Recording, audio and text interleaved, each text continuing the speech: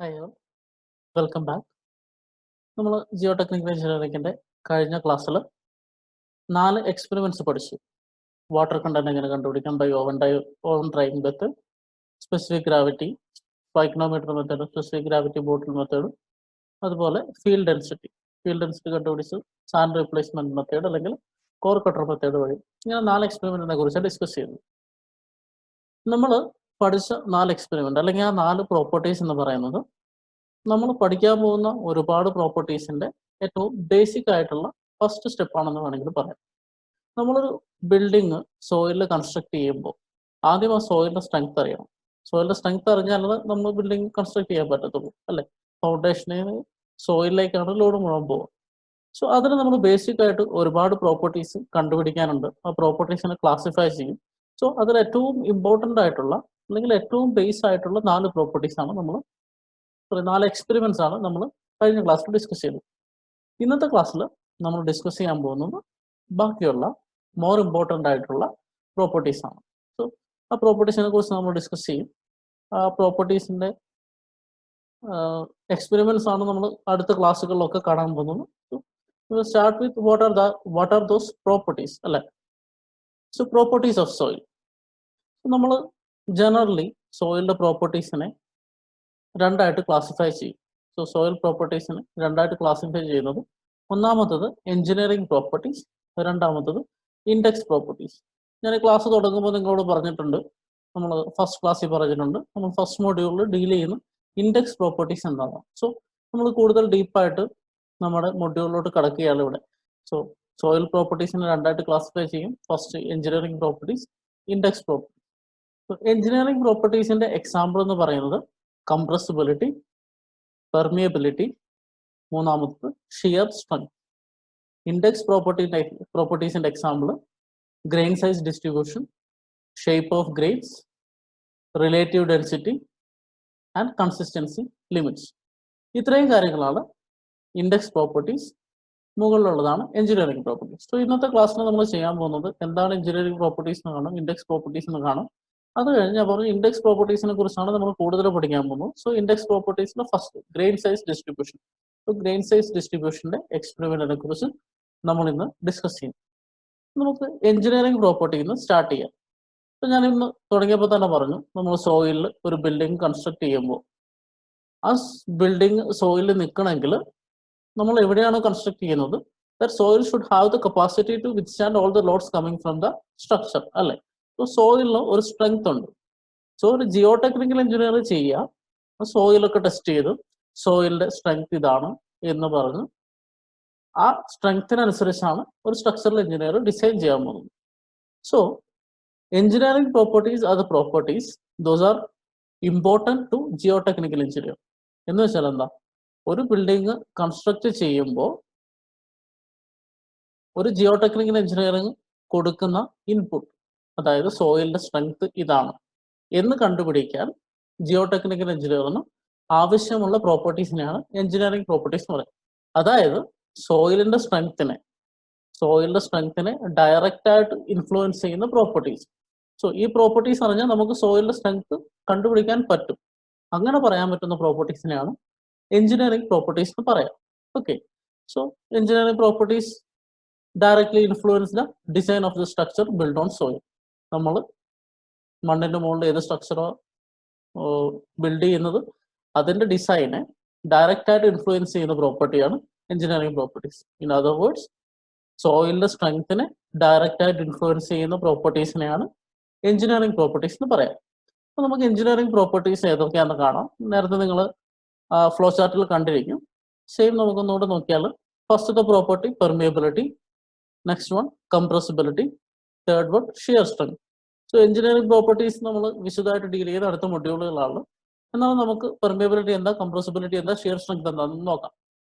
So permeability എന്ന് പറഞ്ഞാൽ എനിക്ക് തോന്നുന്നു നമ്മൾ ബേസിക് ഡെഫിനിഷൻ പറഞ്ഞപ്പോൾ വോയിഡ് റേഷ്യോ എന്തിനു വേണ്ടി പഠിക്കുന്നു എന്ന് പറഞ്ഞപ്പോൾ പെർമിയബിലിറ്റി എന്നുള്ള വാക്ക് നമ്മൾ ഉപയോഗിച്ചിട്ടുണ്ട്. സോ പെർമിയബിലിറ്റി എന്ന് പറഞ്ഞാൽ നമുക്കറിയാം സോയിലിൽ വോയിഡ്സ് ഉണ്ടല്ലേ, സോയിലിൽ വോയിഡ്സ് ഉണ്ട്. ആ വോയിഡ്സിൽ കൂടെ വാട്ടർ ഫ്ലോ ചെയ്യും. മഴക്കാലമാകുമ്പോൾ വെള്ളം ഇറങ്ങും, വെള്ളം ഫ്ലോ ഒക്കെ ചെയ്യും. സോ പെർമിയബിലിറ്റി എന്ന് വെച്ചാൽ സോയിലിലൂടെ വാട്ടറിന് പാസ് ചെയ്യാനുള്ള കപ്പാസിറ്റിക്കാണ് പെർമിയബിലിറ്റി എന്ന് പറയാം. So permeability is the facility with which water can flow through soil. Okay, ആ ഫെസിലിറ്റിക്കാണ് പെർമിയബിലിറ്റി എന്ന് പറയുന്നത്. സോ വോയിഡ്സിൽ കൂടെ വാട്ടർ ഫ്ലോ ചെയ്യാനുള്ള ഫെസിലിറ്റിക്കാണ് നമ്മൾ പെർമിയബിലിറ്റി എന്ന് പറയാം. സോ എന്തിനാണ് പെർമിയബിലിറ്റി പഠിക്കുക? ഞാൻ പറഞ്ഞു എഞ്ചിനീയറിംഗ് പ്രോപ്പർട്ടി എന്ന് പറഞ്ഞാൽ അതിന്റെ സ്ട്രെങ്ത്തിനെ ഡയറക്റ്റ് ആയിട്ട് ഇൻഫ്ലുവൻസ് ചെയ്യുന്ന സോയിലിന്റെ പ്രോപ്പർട്ടീസ് ആണ്. സോ നമ്മൾ സോയിൽ അല്ലെങ്കിൽ ജിയോ ടെക്നിക്കൽ എഞ്ചിനീയറിംഗ് കൺസിഡർ ചെയ്യുമ്പോൾ ഒരു സ്ട്രക്ചറിൽ സോയിലിൽ വരുമ്പോൾ സോയിലിന് രണ്ട് തരത്തിലുള്ള ഫെയിലിയർ ഉണ്ടാവും എന്നാ പറയാം. ഒന്നാമത്തെ ഫെയിലിയർ സെറ്റിൽമെന്റ് ആണ്, രണ്ടാമത്തെ ഫെയിലിയർ ഷിയർ ഫെയിലിയർ ആണ്. ഷിയർ ഫെയിലിയർ എന്താണെന്ന് ഷിയർ സ്ട്രെങ്ത്തിന്റെ കാര്യത്തിൽ പറയാം. സെറ്റിൽമെന്റ് എന്ന് പറഞ്ഞാൽ നമുക്കറിയാം, നിങ്ങൾ പിസയിലെ ചെരിഞ്ഞ ഗോപുരത്തെ കുറിച്ചൊക്കെ കേട്ടിട്ടുണ്ട്. എന്താ സംഭവിച്ചത്? കുറച്ചു കാലം കഴിഞ്ഞപ്പോൾ മണ്ണ് പതുക്കെ പതുക്കെ താന്നു ബിൽഡിംഗ് ഒരു വശത്ത് ചെരിഞ്ഞു. ഇപ്പോൾ സോയിലിൽ വോയിഡ്സ് ഉണ്ടെന്ന് നമുക്കറിയാം. വോയിഡ്സിൽ എയർ ഉണ്ട്, വാട്ടർ ഉണ്ട്. സോ എയറും വാട്ടറും പോയി കഴിഞ്ഞാൽ പാർട്ടിക്കിൾസ് തമ്മിൽ അടുക്കും. അങ്ങനെ പാർട്ടിക്കിൾസ് തമ്മിൽ അകന്ന് സോയിലിന്റെ വോളിയം കുറയുന്നതിനാണ് നമ്മൾ സെറ്റിൽമെന്റ് എന്ന് പറയാം. ഓക്കെ, സോ അങ്ങനെ ഒരു ബിൽഡിങ്ങിന് സെറ്റിൽമെന്റിന് കാരണമാവാൻ പെർമിയബിലിറ്റി ഒരു ഇമ്പോർട്ടൻറ്റ് ഫാക്ടറാണ്. നമ്മൾ സെക്കൻഡ് മൊഡ്യൂളിൽ പെർമിയബിലിറ്റിയെ കുറിച്ച് പഠിക്കും. സോ അപ്പോൾ കൂടുതലായിട്ട് കാണും. സോ ഇപ്പോൾ ഇത്ര മനസ്സിലാക്കുക, പെർമിയബിലിറ്റി എഫക്ട്സ് ദ സെറ്റിൽമെന്റ്. രണ്ടാമത് സീപ്പേജ്. സോ ഞാൻ പറഞ്ഞു എന്തായിരുന്നു permeability? Permeability is the facility with which water can flow through soil. അങ്ങനെ വാട്ടർ ഫ്ലോ ചെയ്യുന്നതിനെയാണ് സീപ്പേജ് എന്ന് പറയാം. വാട്ടർ ഫ്ലോ ചെയ്യുന്ന ഫെസിലിറ്റി അല്ലെങ്കിൽ ക്യാപ്പബിലിറ്റിക്കാണ് പെർമിയബിലിറ്റി എന്ന് പറയുന്നതെങ്കിൽ അങ്ങനെയുള്ള ഫ്ലോയ്ക്കാണ് സീപ്പേജ് എന്ന് പറയാം. Okay, seepage is the flow of water through voids in the soil. So ഒരു മഴക്കാലം വരുമ്പോൾ വെള്ളത്തിന്റെ ഫ്ലോ വളരെ ഇമ്പോർട്ടൻ്റ് ആണ്. നമ്മൾ സീപ്പേജ് അനാലിസിസ് ചെയ്യണം. ഇപ്പം നമ്മൾ ഡാമൊക്കെ ആണെങ്കിലും എർത്ത് ഡാമൊക്കെ ആണെങ്കിലും സീപ്പേജ് അനാലിസിസ് ചെയ്ത് സ്ട്രീം ലൈൻസ് ഒക്കെ വരയ്ക്കും. എന്താ വെച്ചാൽ എങ്ങനെയാണ് വാട്ടർ ഫ്ലോ ചെയ്യുന്നത് എന്നുള്ള ലൈൻസ് ഒക്കെ വരച്ചിട്ട് അനാലിസിസ്. സീപ്പേജ് അനാലിസിസ് വലിയൊരു പോർഷൻ ആണ് Jio technical engineering. So seepage is A very important property while considering design of structures. അടുത്തത് ഈൽഡിംഗ് ഓഫ് വെൽസ്. നമുക്ക് ഗ്രൗണ്ട് വാട്ടർ ഉണ്ട്, അറിയാമല്ലേ? സോ ഗ്രൗണ്ട് വാട്ടറിന്റെ ലെവലിലായിരിക്കുമല്ലോ നമ്മുടെയൊക്കെ വെല്ലിലെ വാട്ടർ. അതെന്തുകൊണ്ടാണ്? സോ നമ്മുടെ ചുറ്റുമുള്ള നമ്മളൊരു കിണർ കുഴിച്ചു കഴിഞ്ഞാൽ അതിന്റെ അടുത്തുള്ള പ്രദേശത്തു നിന്ന് വാട്ടർ വെല്ലിലോട്ട് പെർക്കുലേറ്റ് ചെയ്ത് വരികയാണ് അല്ലേ? അങ്ങനെ വാട്ടർ പെർക്കുലേറ്റ് ചെയ്ത് വരുന്നതിനാണ് എന്ന് വെച്ചാൽ സറൗണ്ടിങ്ങിൽ നിന്ന് നമ്മുടെ കിണറിലേക്ക് വെള്ളം വരുന്നതിനാണ് ഈൽഡിംഗ് എന്ന് പറയാം. സോ ഈൽഡിംഗ് എന്ന് പറഞ്ഞാൽ തന്നെ നമുക്കപ്പം തന്നെ മനസ്സിലാവും it is directly dependent on permeability. So ഇതിനൊക്കെ വേണ്ടിയാണ് നമ്മൾ പെർമിയബിലിറ്റി പഠിക്കുക. സോ പെർമിയബിലിറ്റി എന്ന് പറഞ്ഞാൽ ഇത്ര മനസ്സിലാക്കുക, it is A facility with which water can flow through the soil. അടുത്തത് കംപ്രസിബിലിറ്റി. നമ്മൾ സെക്കൻഡ് മൊഡ്യൂളിൽ പഠിക്കാൻ പോകുന്ന വേറൊരു കാര്യമാണ് കംപ്രസിബിലിറ്റി. സെക്കൻഡ് മൊഡ്യൂളിൽ നമ്മൾ കോമ്പാക്ഷൻ പഠിക്കും. അതല്ലാതെ കൺസോളിഡേഷൻ എന്ന് പറഞ്ഞ ഒരു പ്രോപ്പർട്ടി കൂടിയുണ്ട്.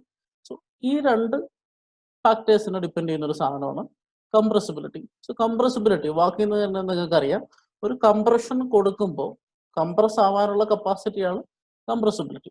നമ്മളിപ്പം എക്സാമ്പിൾ ഒരു ബിൽഡിങ് കൺസ്ട്രക്ട് ചെയ്ത് കഴിഞ്ഞാൽ ആ ബിൽഡിങ്ങിന്റെ ലോഡ് മുഴുവൻ കംപ്രസീവ് ഫോഴ്സ് ആയിട്ടുള്ള സോയിലോട്ട് ആക്ട് ചെയ്യാം. സോ നമ്മൾ താഴുന്ന പോലെയുള്ള ഫോഴ്സ് ആണ്, കംപ്രഷൻ ഫോഴ്സ് ആണ്. സോ കംപ്രഷൻ ഫോഴ്സിനുള്ള സോയിലിന്റെ റെസ്പോൺസിനെ നമുക്ക് കംപ്രസിബിലിറ്റി എന്ന് പറയാം. So compressibility is the deformation in soil when subjected to compressive load. സോയിലിൽ കംപ്രസീവ് ലോഡ് ഉണ്ടാവുമ്പോൾ ഉണ്ടാവുന്ന ഡീഫോർമേഷനെയാണ് കംപ്രസിബിലിറ്റി എന്ന് പറയുന്നത്. എങ്ങനെയാണ് ആ ഡീഫോർമേഷൻ സംഭവിക്കുക? സോയിലിൽ വോയിഡ്സ് ഉണ്ട്. സോ കംപ്രസീവ് ഫോഴ്സ് അപ്ലൈ ചെയ്ത് കഴിയുമ്പോൾ വോയിഡ്സിലെ എയർ പോവാം, വോയിഡ്സിലെ വാട്ടർ പോവാം. അങ്ങനെ നടക്കുന്ന ഡീഫോർമേഷനെയാണ് കംപ്രസിബിലിറ്റി എന്ന് പറയാം. സോ സോയിൽസിലെ എയർ പോകുന്നതിനെ നമ്മൾ കോമ്പാക്ഷൻ എന്ന് വിളിക്കും. സോ നമ്മൾ കോമ്പാക്ട് ചെയ്യുക എന്ന് വെച്ചാൽ സോയിലിനെ നല്ല തിക്കായിട്ട് പാർട്ടിക്കിൾസിനെ അടുപ്പിക്കുക എന്നുള്ള അർത്ഥം. സോ കോമ്പാക്ഷൻ എന്ന് പറഞ്ഞാൽ വോയിഡ്സിലെ എയർ പോകുന്നതാണ്. കൺസോളിഡേഷൻ എന്ന് പറഞ്ഞാൽ വോയിഡ്സിലെ വാട്ടർ പോകുന്നതാണ്. So this is compressibility. Compressibility നിങ്ങൾക്ക് ഇപ്പോൾ പറഞ്ഞു തന്നാൽ മനസ്സിലായിട്ടുണ്ടാവും. Effects settlement. അടുത്തത് ഷിയർ സ്ട്രെങ്ത്. ഷിയർ എന്താണെന്നറിയാം, രണ്ട് സർഫസസ് തമ്മിലുള്ള ആ ലെയർ ബൈ ലെയർ ഫോഴ്സിനെയാണ് ഷിയർ ഫോഴ്സ് എന്ന് പറയുന്നത്. രണ്ടെണ്ണം സ്ലൈഡ് ചെയ്യുന്ന ഫോഴ്സ് അതല്ലേ, അതാണ് ഷിയർ സ്ട്രെങ്ത്. സോയിലിൽ നടക്കുന്ന ഫെയിലർ ഞാൻ ഇപ്പോൾ തുടങ്ങിയപ്പോൾ പറഞ്ഞു, ഒന്നെങ്കിൽ സെറ്റിൽമെന്റ് ഫെയിലർ ആയിരിക്കാം അല്ലെങ്കിൽ ഷിയർ ഫെയിലർ ആയിരിക്കും. ഒരു ലോഡ് അപ്ലൈ ചെയ്ത് കഴിയുമ്പോൾ ഷിയർ ഫെയിലർ സംഭവിക്കും. ഈ ഫെയിലറിനെ കുറിച്ച് നമ്മൾ ഇതൊന്ന് മൂന്നാമത്തെ മൊഡ്യൂളിലും നാലാമത്തെ മൊഡ്യൂളിലും നമ്മൾ കാണും എങ്ങനെയാണ് സോയിൽ ഫെയിൽ ചെയ്യാറ്. സോ ഷിയർ ഫെയിലർ ഉണ്ടാകുന്ന സോയിലിനെ റെസിസ്റ്റ് ചെയ്യാനുള്ള കപ്പാസിറ്റി. സോ ഷിയറിനെ റെസിസ്റ്റ് ചെയ്യാനുള്ള കപ്പാസിറ്റിയാണ് shear strength. So ability of soil to resist shear stresses, shear strength, affects stability of slopes. നമ്മൾ ഫസ്റ്റ് ക്ലാസ്സിൽ പഠിച്ചിട്ടുണ്ട് എന്തിനൊക്കെയാണ് application of soil mechanics civil engineering എന്ന് പറഞ്ഞ് നമ്മൾ പഠിച്ചു അല്ലേ. ഒരു സ്ലോപ്പ് ഉണ്ടാക്കി കഴിഞ്ഞാൽ ആ സ്ലോപ്പിന്റെ സ്റ്റെബിലിറ്റി, സ്ലോപ്പിൽ നടക്കുന്ന ഷിയർ ആണ് അല്ലേ, ഒന്നിന്റെ മുകളിൽ ഒന്നായിട്ട് ഇങ്ങനെ സോയിൽ ഗ്രെയിൻസ് ഇരിക്കുകയാണ്. അപ്പോൾ ഒരു ലോഡ് വരുമ്പോൾ ഇത് തമ്മിൽ ഷിയർ ഉണ്ടാകും. ആ ഷിയറിനെ റെസിസ്റ്റ് ചെയ്യാനുള്ള കപ്പാസിറ്റി ആ സോയിലുണ്ടെങ്കിൽ ഇല്ലെങ്കിൽ എന്ത് സംഭവിക്കും, അത് ഫെയിൽ ആവും. ഇതുപോലെ എർത്ത് പ്രഷർ എന്ന് പറഞ്ഞാൽ ഫോർ എക്സാമ്പിൾ നമ്മൾ റീറ്റെയിനിങ് വാള് കെട്ടുകയാണെങ്കിൽ ആ റീറ്റെയിനിങ് വാളിൽ ഹൊറിസോണ്ടൽ ഡയറക്ഷനിൽ അപ്ലൈ ചെയ്യുന്ന ഫോഴ്സ്, എന്തുകൊണ്ട്, എർത്തിന്റെ പ്രഷർ, അത് ഏത് സോയിലാണോ റിട്ടേൺ ചെയ്യുന്നത് അതുകൊണ്ടുണ്ടാകുന്ന എർത്തിന്റെ പ്രഷറാണ് എർത്ത് പ്രഷർ. അടുത്തത് ബിയറിംഗ് കപ്പാസിറ്റി. ബിയറിംഗ് കപ്പാസിറ്റി എന്ന് പറഞ്ഞാൽ നമ്മൾ തേർഡ് മൊഡ്യൂളിൽ പഠിക്കും. ഞാൻ പറഞ്ഞല്ലോ, നമ്മളൊരു ഒരു ബിൽഡിംഗ് സോയിലിന്റെ മുകളിൽ ഉണ്ടാക്കി കഴിഞ്ഞാൽ ആ ബിൽഡിങ്ങിന് വരുന്ന ഫോഴ്സ് സോയിലിന് റെസിസ്റ്റ് ചെയ്യാൻ പറ്റുമോ എന്ന് നമുക്ക് അറിയണം അല്ലേ. അതിനൊരു കപ്പാസിറ്റി ഉണ്ട് സോയിൽ. ആ കപ്പാസിറ്റിക്കാണ് നമ്മൾ പറയാ ബിയറിംഗ് കപ്പാസിറ്റി. സോ ഒരു ബിൽഡിങ്ങിന് ഫോഴ്സ് വന്നു കഴിയുമ്പോൾ ആ സോയിലിന് റെസിസ്റ്റ് ചെയ്യാനുള്ള കപ്പാസിറ്റിയാണ് ബിയറിംഗ് കപ്പാസിറ്റി. സോ ബിയറിംഗ് കപ്പാസിറ്റിന്റെ ഇക്വേഷൻസ് ഒക്കെ നമ്മൾ തേർഡ് മൊഡ്യൂളിൽ പഠിക്കും. അപ്പൊ നിങ്ങൾ കാണും അതിൻ്റെ അകത്ത് ഷിയർ സ്ട്രെങ്ത് വളരെ ഇമ്പോർട്ടൻ്റ് ആയിട്ടുള്ള ഫാക്ടറാണ്. So engineering properties in general നമ്മൾ പറഞ്ഞാൽ എന്താണ്, ഒരു സോയിലിന്റെ സ്ട്രെങ്ത്തിനെ ഡയറക്റ്റ് ആയിട്ട് ഇൻഫ്ലുവൻസ് ചെയ്യുന്ന, സോയിലിന്റെ സ്ട്രെങ്ത്തിനെ ഡയറക്റ്റ് ആയിട്ട് ഇൻഫ്ലുവൻസ് ചെയ്യാന്ന് വെച്ചാൽ ആ സ്ട്രക്ചറിന്റെ ഡിസൈനെ ഡയറക്റ്റ് ആയിട്ട് ഇൻഫ്ലുവൻസ് ചെയ്യുന്ന ജിയോ ടെക്നിക്കൽ എഞ്ചിനീയറിന് ഇമ്പോർട്ടൻ്റ് ആയിട്ടുള്ള പ്രോപ്പർട്ടീസിനെയാണ് എഞ്ചിനീയറിംഗ് പ്രോപ്പർട്ടീസ് എന്ന് പറയാം. പക്ഷേ ഈ എഞ്ചിനീയറിംഗ് പ്രോപ്പർട്ടീസ് കണ്ടുപിടിക്കാനുള്ള experiments, determination of engineering properties, നമ്മളെല്ലാ പ്രോപ്പർട്ടീസ് എക്സ്പെരിമെന്റ് വഴിയല്ലോ കണ്ടുപിടിക്കുക അല്ലെ. വാട്ടർ കണ്ടന്റ് ഒക്കെ നമ്മൾ കണ്ടുപിടിച്ചു. ആ എക്സ്പെരിമെന്റ്സിന്റെ കുഴപ്പം വലിയൊരു ലാബോറട്ടറിയിൽ ഒരുപാട് സമയം എടുത്തിട്ടാണ് നമുക്ക് കണ്ടുപിടിക്കാൻ പറ്റുള്ളൂ. കൺസോളിഡേഷൻ എന്നൊക്കെ പറയുന്നത് വളരെ സമയം എടുക്കുന്ന പ്രോസസ്സാണ്. ഇപ്പൊ കംപ്രസിബിലിറ്റി ചെക്ക് ചെയ്യാൻ കുറെ സമയം എടുക്കും അല്ലെ. So determination of engineering properties elaborate and time consuming, ഒരുപാട് പ്രോസസ്സുള്ള, ഒരുപാട് സമയം എടുക്കുന്ന പ്രോസസ്സാണ് എഞ്ചിനീയറിംഗ് പ്രോപ്പർട്ടീന്റെ ഡിറ്റർമിനേഷൻ. സോ നമുക്കൊരു സൈറ്റിൽ പോയിട്ട് സോയിൽ കണ്ട് പെട്ടെന്നൊരു തീരുമാനം എടുക്കണമെങ്കിൽ എഞ്ചിനീയറിംഗ് പ്രോപ്പർട്ടീസിന്റെ ഡിറ്റർമിനേഷൻ കൊണ്ട് പറ്റില്ല. സോ നമുക്ക് അപ്രോക്സിമേറ്റ്, നമ്മളിപ്പം ഫോർ എക്സാമ്പിൾ ഒരു സർവേ നടത്തി കഴിയുമ്പോൾ ആദ്യമേ പോയിട്ട് പ്ലോട്ടിനെ കംപ്ലീറ്റ് സർവേ ചെയ്യല്ല ചെയ്യുക, ഒരു റെക്കഗ്നൈസൻസ് നടത്തുക അല്ലെ. വെറുതെ ഇതിലേക്കൂടെ നടന്നു എന്താണ് ടോട്ടൽ ഒരു ഐഡിയ വരുന്നത്. ഇതുപോലെ സോയിൽ മെക്കാനിക്സിൽ ഒരു ഐഡിയ വരുത്തേണ്ട കാര്യമുണ്ട്. സോ എഞ്ചിനീയറിംഗ് പ്രോപ്പർട്ടീസ് ഒരുപാട് സമയമെടുത്ത് ഒരുപാട് പ്രോസസ്സുള്ള ഡിറ്റർമിനേഷൻ ആയതുകൊണ്ട് നമുക്ക് എന്ത് വേണം, ഫാസ്റ്റ് ആയിട്ട് റഫായിട്ട് ആ സോയിലിന്റെ പ്രോപ്പർട്ടീസ് അല്ലെങ്കിൽ ആ സോയിലിന്റെ ക്വാളിറ്റി, ആ സോയിലിന്റെ സ്ട്രെങ്ത് നമുക്ക് മനസ്സിലാക്കി തരുന്ന കുറച്ച് പ്രോപ്പർട്ടീസ് വേണം. അങ്ങനെയുള്ള പ്രോപ്പർട്ടീസിനാണ് നമ്മൾ എന്ത് വിളിക്കുക, ഇൻഡെക്സ് പ്രോപ്പർട്ടീസ് എന്ന് വിളിക്കുക. സോ ഇൻഡെക്സ് പ്രോപ്പർട്ടീസ് എന്ന് പറഞ്ഞാൽ എഞ്ചിനീയറിംഗ് പ്രോപ്പർട്ടീസ് പോലെ സോയിലിന്റെ സ്ട്രെങ്ത്തിനെ ഡയറക്റ്റ് ആയിട്ട് ഇൻഫ്ലുവൻസ് ചെയ്യില്ല. അതാണ് ഒന്നാമത്തെ കാര്യം. Does not directly influence design of structures in soil. കാരണം എന്താ, it is a rough estimate, അല്ലെങ്കിൽ ഫാസ്റ്റ് ആയിട്ട് നമുക്ക് കണ്ടുപിടിക്കാൻ വേണ്ടിയുള്ള ഒരു റഫ് അസസ്മെന്റ് മാത്രമാണ് ഇൻഡെക്സ് പ്രോപ്പർട്ടീസ്. സോ അതൊരിക്കലും ഡയറക്റ്റ് ആയിട്ട് ഇൻഫ്ലുവൻസ് ചെയ്യുന്നില്ല. പക്ഷേ ഇൻഡെക്സ് പ്രോപ്പർട്ടീസ് അറിഞ്ഞാൽ ഈ സോയിലിന് ഇന്ന പ്രോപ്പർട്ടീസ് ഒക്കെ ആയിരിക്കാം എന്ന് നമുക്ക് ഇൻഡിക്കേഷൻ കിട്ടും. നല്ല ഇപ്പം അതിന്റെ വാട്ടർ കണ്ടന്റ് അറിഞ്ഞാൽ, അതിന്റെ സ്പെസിഫിക് ഗ്രാവിറ്റി അറിഞ്ഞാൽ, നമ്മളിപ്പം ഗ്രെയിൻ സൈസ് ഡിസ്ട്രിബ്യൂഷൻ ഒക്കെ പഠിക്കും. അതൊക്കെ അറിഞ്ഞു കഴിഞ്ഞാൽ നമുക്ക് മനസ്സിലാവും ഈ സോയിൽ ഇന്ന രീതിയിൽ നല്ലതായിരിക്കും, ഈ സോയിലിന് ഇന്നതൊക്കെ പ്രശ്നം ഉണ്ടാവും, സോ ഇതിന്റെ ഷിയർ സ്ട്രെങ്ത് ഇങ്ങനെയായിരിക്കും, ഇതിന് ഇത്ര പെർമിയബിലിറ്റി ഉണ്ടാവും എന്നൊക്കെ വേഗമായിട്ട് ഒരു ഐഡിയ കിട്ടും. സോ ഇൻഡെക്സ് പ്രോപ്പർട്ടീസ് എന്ന് പറഞ്ഞാൽ they indicate engineering properties. Direct ആയിട്ട് സ്ട്രെങ്ത്തിനെ നമുക്ക് മനസ്സിലാക്കി തരില്ലെങ്കിലും ഒരു rough estimate about engineering properties index properties തരും. ഇനി ഇതെങ്ങനെയാ തരിക എന്ന് വെച്ചാൽ it helps in identification and classification of soil. So basically index പ്രോപ്പർട്ടീസിന് വേറൊരു ഡെഫിനേഷൻ എന്ന് പറയുന്നത് the properties that are obtained by doing classification test in soil എന്നാണ് പറയാം. സോയിലിനെ ക്ലാസിഫൈ ചെയ്യാനുള്ള ഒരുപാട് ടെസ്റ്റുകളുണ്ട്. എന്നുവെച്ചാൽ ഒരുപാട് സോയിലുണ്ട് നമുക്ക് അവൈലബിൾ ആയിട്ട്. ആ സോയിലിനെ പല ഗ്രൂപ്പ്സ് ആയിട്ട് തിരിക്കും. അങ്ങനെ ഗ്രൂപ്പ്സ് ആയിട്ട് തിരിക്കാനുള്ള ടെസ്റ്റുകൾ നടത്തി അതിൽ നിന്ന് കണ്ടുപിടിക്കുന്ന പ്രോപ്പർട്ടീസിനെയാണ് ഇൻഡെക്സ് പ്രോപ്പർട്ടീസ് എന്ന് പറയാം. സോ ഒരു സോയിലിനെ ക്ലാസിഫൈ ചെയ്ത് കഴിഞ്ഞാൽ ഏകദേശം ആ ഗ്രൂപ്പിന് ഇന്ന പ്രോപ്പർട്ടീസ് ഒക്കെ വരാമെന്ന് ഏകദേശം ഒരു ഐഡിയ കിട്ടും. സോ ഇൻഡെക്സ് പ്രോപ്പർട്ടീസ് ഐഡന്റിഫിക്കേഷനും സോയിലിന്റെ ക്ലാസിഫിക്കേഷനും സഹായിക്കുന്നു. സോ ഇൻഡെക്സ് പ്രോപ്പർട്ടീസ് ഏതൊക്കെയാണെന്ന് നമുക്ക് കാണാം. ഇൻഡെക്സ് പ്രോപ്പർട്ടീസിനെ നേരത്തെ ഞാനൊരു 5 പ്രോപ്പർട്ടീസ് ഫസ്റ്റ് സ്ലൈഡിൽ എഴുതിയിരുന്നു. അതിനെ തന്നെ രണ്ടായിട്ട് ക്ലാസിഫൈ ചെയ്യാൻ പറ്റും. ഒന്നാമത് properties of soil grains. Soil ഗ്രെയിൻസിന്റെ പ്രോപ്പർട്ടി. സോ നമ്മൾ സോയിലിന്റെ 3 phase സിസ്റ്റം പഠിച്ചു അല്ലേ? 3 phase സിസ്റ്റത്തിൽ എന്തൊക്കെയുണ്ട്? വാട്ടർ ഉണ്ട്, എയർ ഉണ്ട്, സോളിഡ് ഗ്രെയിൻസും ഉണ്ട്. സോ ആ ഗ്രെയിൻസിന്റെ മാത്രം ഡിപ്പെൻഡ് ചെയ്യുന്ന, സോയിലിലെ സോളിഡ് ഗ്രെയിൻസിനെ മാത്രം ഡിപ്പെൻഡ് ചെയ്യുന്ന പ്രോപ്പർട്ടീസ് ആണ് പ്രോപ്പർട്ടീസ് ഓഫ് സോയിൽ ഗ്രെയിൻസ് അല്ലെങ്കിൽ സോളിഡ് ഗ്രെയിൻസ് എന്ന് നമുക്ക് പറയാം. ഇനി സോയിലിലെ അഗ്രിഗേറ്റ് ആയിട്ട് സോയിൽ മാസ് എന്ന് പറഞ്ഞാൽ എന്താ? അതിൽ വോയിഡ്സും ഉണ്ടാവും, സോളിഡ്സും ഉണ്ടാവും. ടോട്ടൽ സോയിൽ മാസിനെ ഡിപ്പെൻഡ് ചെയ്യുന്ന പ്രോപ്പർട്ടീസിനാണ് പ്രോപ്പർട്ടീസ് ഓഫ് സോയിൽ മാസ് എന്ന് പറയും. So index properties are classified into properties of soil grains and properties of soil mass. So soil ഗ്രെയിൻസിന്റെ പ്രോപ്പർട്ടീസ് ആണ് ഗ്രെയിൻ സൈസ് ഡിസ്ട്രിബ്യൂഷൻ. സോ ഞാൻ പറഞ്ഞു സോയിലിൽ പല സോളിഡ്സ് ഉണ്ട്, സോളിഡ് ഗ്രെയിൻസ് ഉണ്ട്. ഒരുപാട് സോയിലിന്റെ ഡെഫിനേഷൻ ഒക്കെ നമ്മൾ പറഞ്ഞ compost of lot of small grains എന്ന് പറഞ്ഞിട്ടാണ് നമ്മൾ ഡെഫിനേഷൻ അന്ന് പഠിച്ചത് അല്ലെ? സോ ഒരുപാട് ചെറിയ ചെറിയ ഗ്രെയിൻസ് അല്ലെങ്കിൽ പാർട്ടിക്കിൾസ് കമ്പോസ് ചെയ്താണ് സോയിൽ എന്ന് പറയുന്ന മാസ്. സോ അതിൽ ഓരോ പാർട്ടിക്കിൾസിനും ഓരോ സൈസ് ആയിരിക്കും, ഓരോ വലുപ്പമായിരിക്കും, ഓരോ ഷേപ്പ് ആവും. സോ ആ ഷേപ്പ്, ആ വലുപ്പം, ആ സൈസ് ഒക്കെ ഡിപ്പെൻഡ് ചെയ്യും ആ സോയിലിന്റെ പ്രോപ്പർട്ടീസിനെ. So grain size distribution is an important factor. So grain size ഡിസ്ട്രിബ്യൂഷനും ഷേപ്പ് ഓഫ് ഗ്രെയിനും പാർട്ടിക്കിളിനെ ഡിപ്പെൻഡ് ചെയ്യുന്നതാണ്. അടുത്തത് റിലേറ്റീവ് ഡെൻസിറ്റി. സോ നമ്മൾ ഈ വോയിഡ് റേഷ്യോനെ വെച്ച് കണ്ടുപിടിക്കുന്ന ഒരു ഡെൻസിറ്റി കമ്പാരിസൺ ആണ് റിലേറ്റീവ് ഡെൻസിറ്റി. അത് നമ്മൾ അടുത്തത് പഠിക്കും. അതുപോലെ കൺസിസ്റ്റൻസി ലിമിറ്റ് അല്ലെങ്കിൽ അറ്റർബർഗ് ലിമിറ്റ്സ് എന്ന് പറഞ്ഞിട്ട് ഈ മൊഡ്യൂളിന്റെ അവസാനം നമ്മൾ പഠിക്കും. അത് പഠിക്കുന്ന സമയത്ത് നമ്മൾ കാണും അത് ഒരു സോയിൽ മാസിന് കംപ്ലീറ്റ് ആയിട്ട്, സോയിൽ ഗെയിൻസിനല്ല, എൻ്റയർ സോയിൽ മാസിന്, ആ വോയിഡ്സിലെ വാട്ടറിന്റെ കംപ്രഷനും എല്ലാം ഡിപ്പെൻഡ് ചെയ്തു. സോയിലിലെ വോയിഡ്സും കൂടെ കമ്പയർ ചെയ്തിട്ടാണ് നമ്മൾ റിലേറ്റീവ് ഡെൻസിറ്റിയും കൺസിസ്റ്റൻസി ലിമിറ്റ്സും ഒക്കെ പഠിക്കുന്നത്. അതിൽ വോയിഡ് റേഷ്യോ ഒക്കെ ഇമ്പോർട്ടൻറ്റ് ഫാക്ടർ ആയിട്ട് വരും. കൺസിസ്റ്റൻസി ലിമിറ്റ് പഠിക്കുമ്പോൾ വാട്ടർ കണ്ടന്റ്, വാട്ടർ പോകുന്നത് പ്ലാസ്റ്റിക് സ്റ്റേറ്റും ഒക്കെ കണ്ട് അറ്റർബർഗ് ലിമിറ്റ്സും പഠിക്കും. സോ അത് എൻ്റെ സോയിൽ മാസിനെ ഡിപ്പെൻഡ് ചെയ്യുന്ന പ്രോപ്പർട്ടീസ് ആണ്. That is relative density and consistency limit. സോയിലിലെ ഗ്രെയിൻസിനെ മാത്രം ഡിപ്പെൻഡ് ചെയ്യുന്നതാണ് ഗ്രെയിൻ സൈസ് ഡിസ്ട്രിബ്യൂഷനും ഷേപ്പ് ഓഫ് ഗ്രെയിൻസ്. സോ ഇതാണ് ഇൻഡെക്സ് പ്രോപ്പർട്ടീസ്. ഇതല്ലാതെ നിങ്ങൾ ചില ടെക്സ്റ്റ് ബുക്കുകളോ ഓൺലൈൻ വീഡിയോസ് ഒക്കെ കണ്ടാലോ water content, specific gravity, in situ density, ഇതൊക്കെ ഇൻഡെക്സ് പ്രോപ്പർട്ടീസ് ആയിട്ട് ഇൻഡെക്സ് പ്രോപ്പർട്ടീസിൽ പെടുത്തുന്നതായിട്ട് നമുക്ക് കാണാം. നമ്മൾ ഒന്ന് ശ്രദ്ധിച്ചാൽ നമ്മൾ ഈ പറയുന്ന എല്ലാ പ്രോപ്പർട്ടീസിൻ്റെയും ബേസ് ആയിട്ട് അല്ലെങ്കിൽ ഇതൊക്കെ കണ്ടുപിടിക്കാൻ നമുക്ക് ആവശ്യം വരും വാട്ടർ കണ്ടന്റും സ്പെസിഫിക് ഗ്രാവിറ്റിയും ഡെൻസിറ്റിയും ഒക്കെ.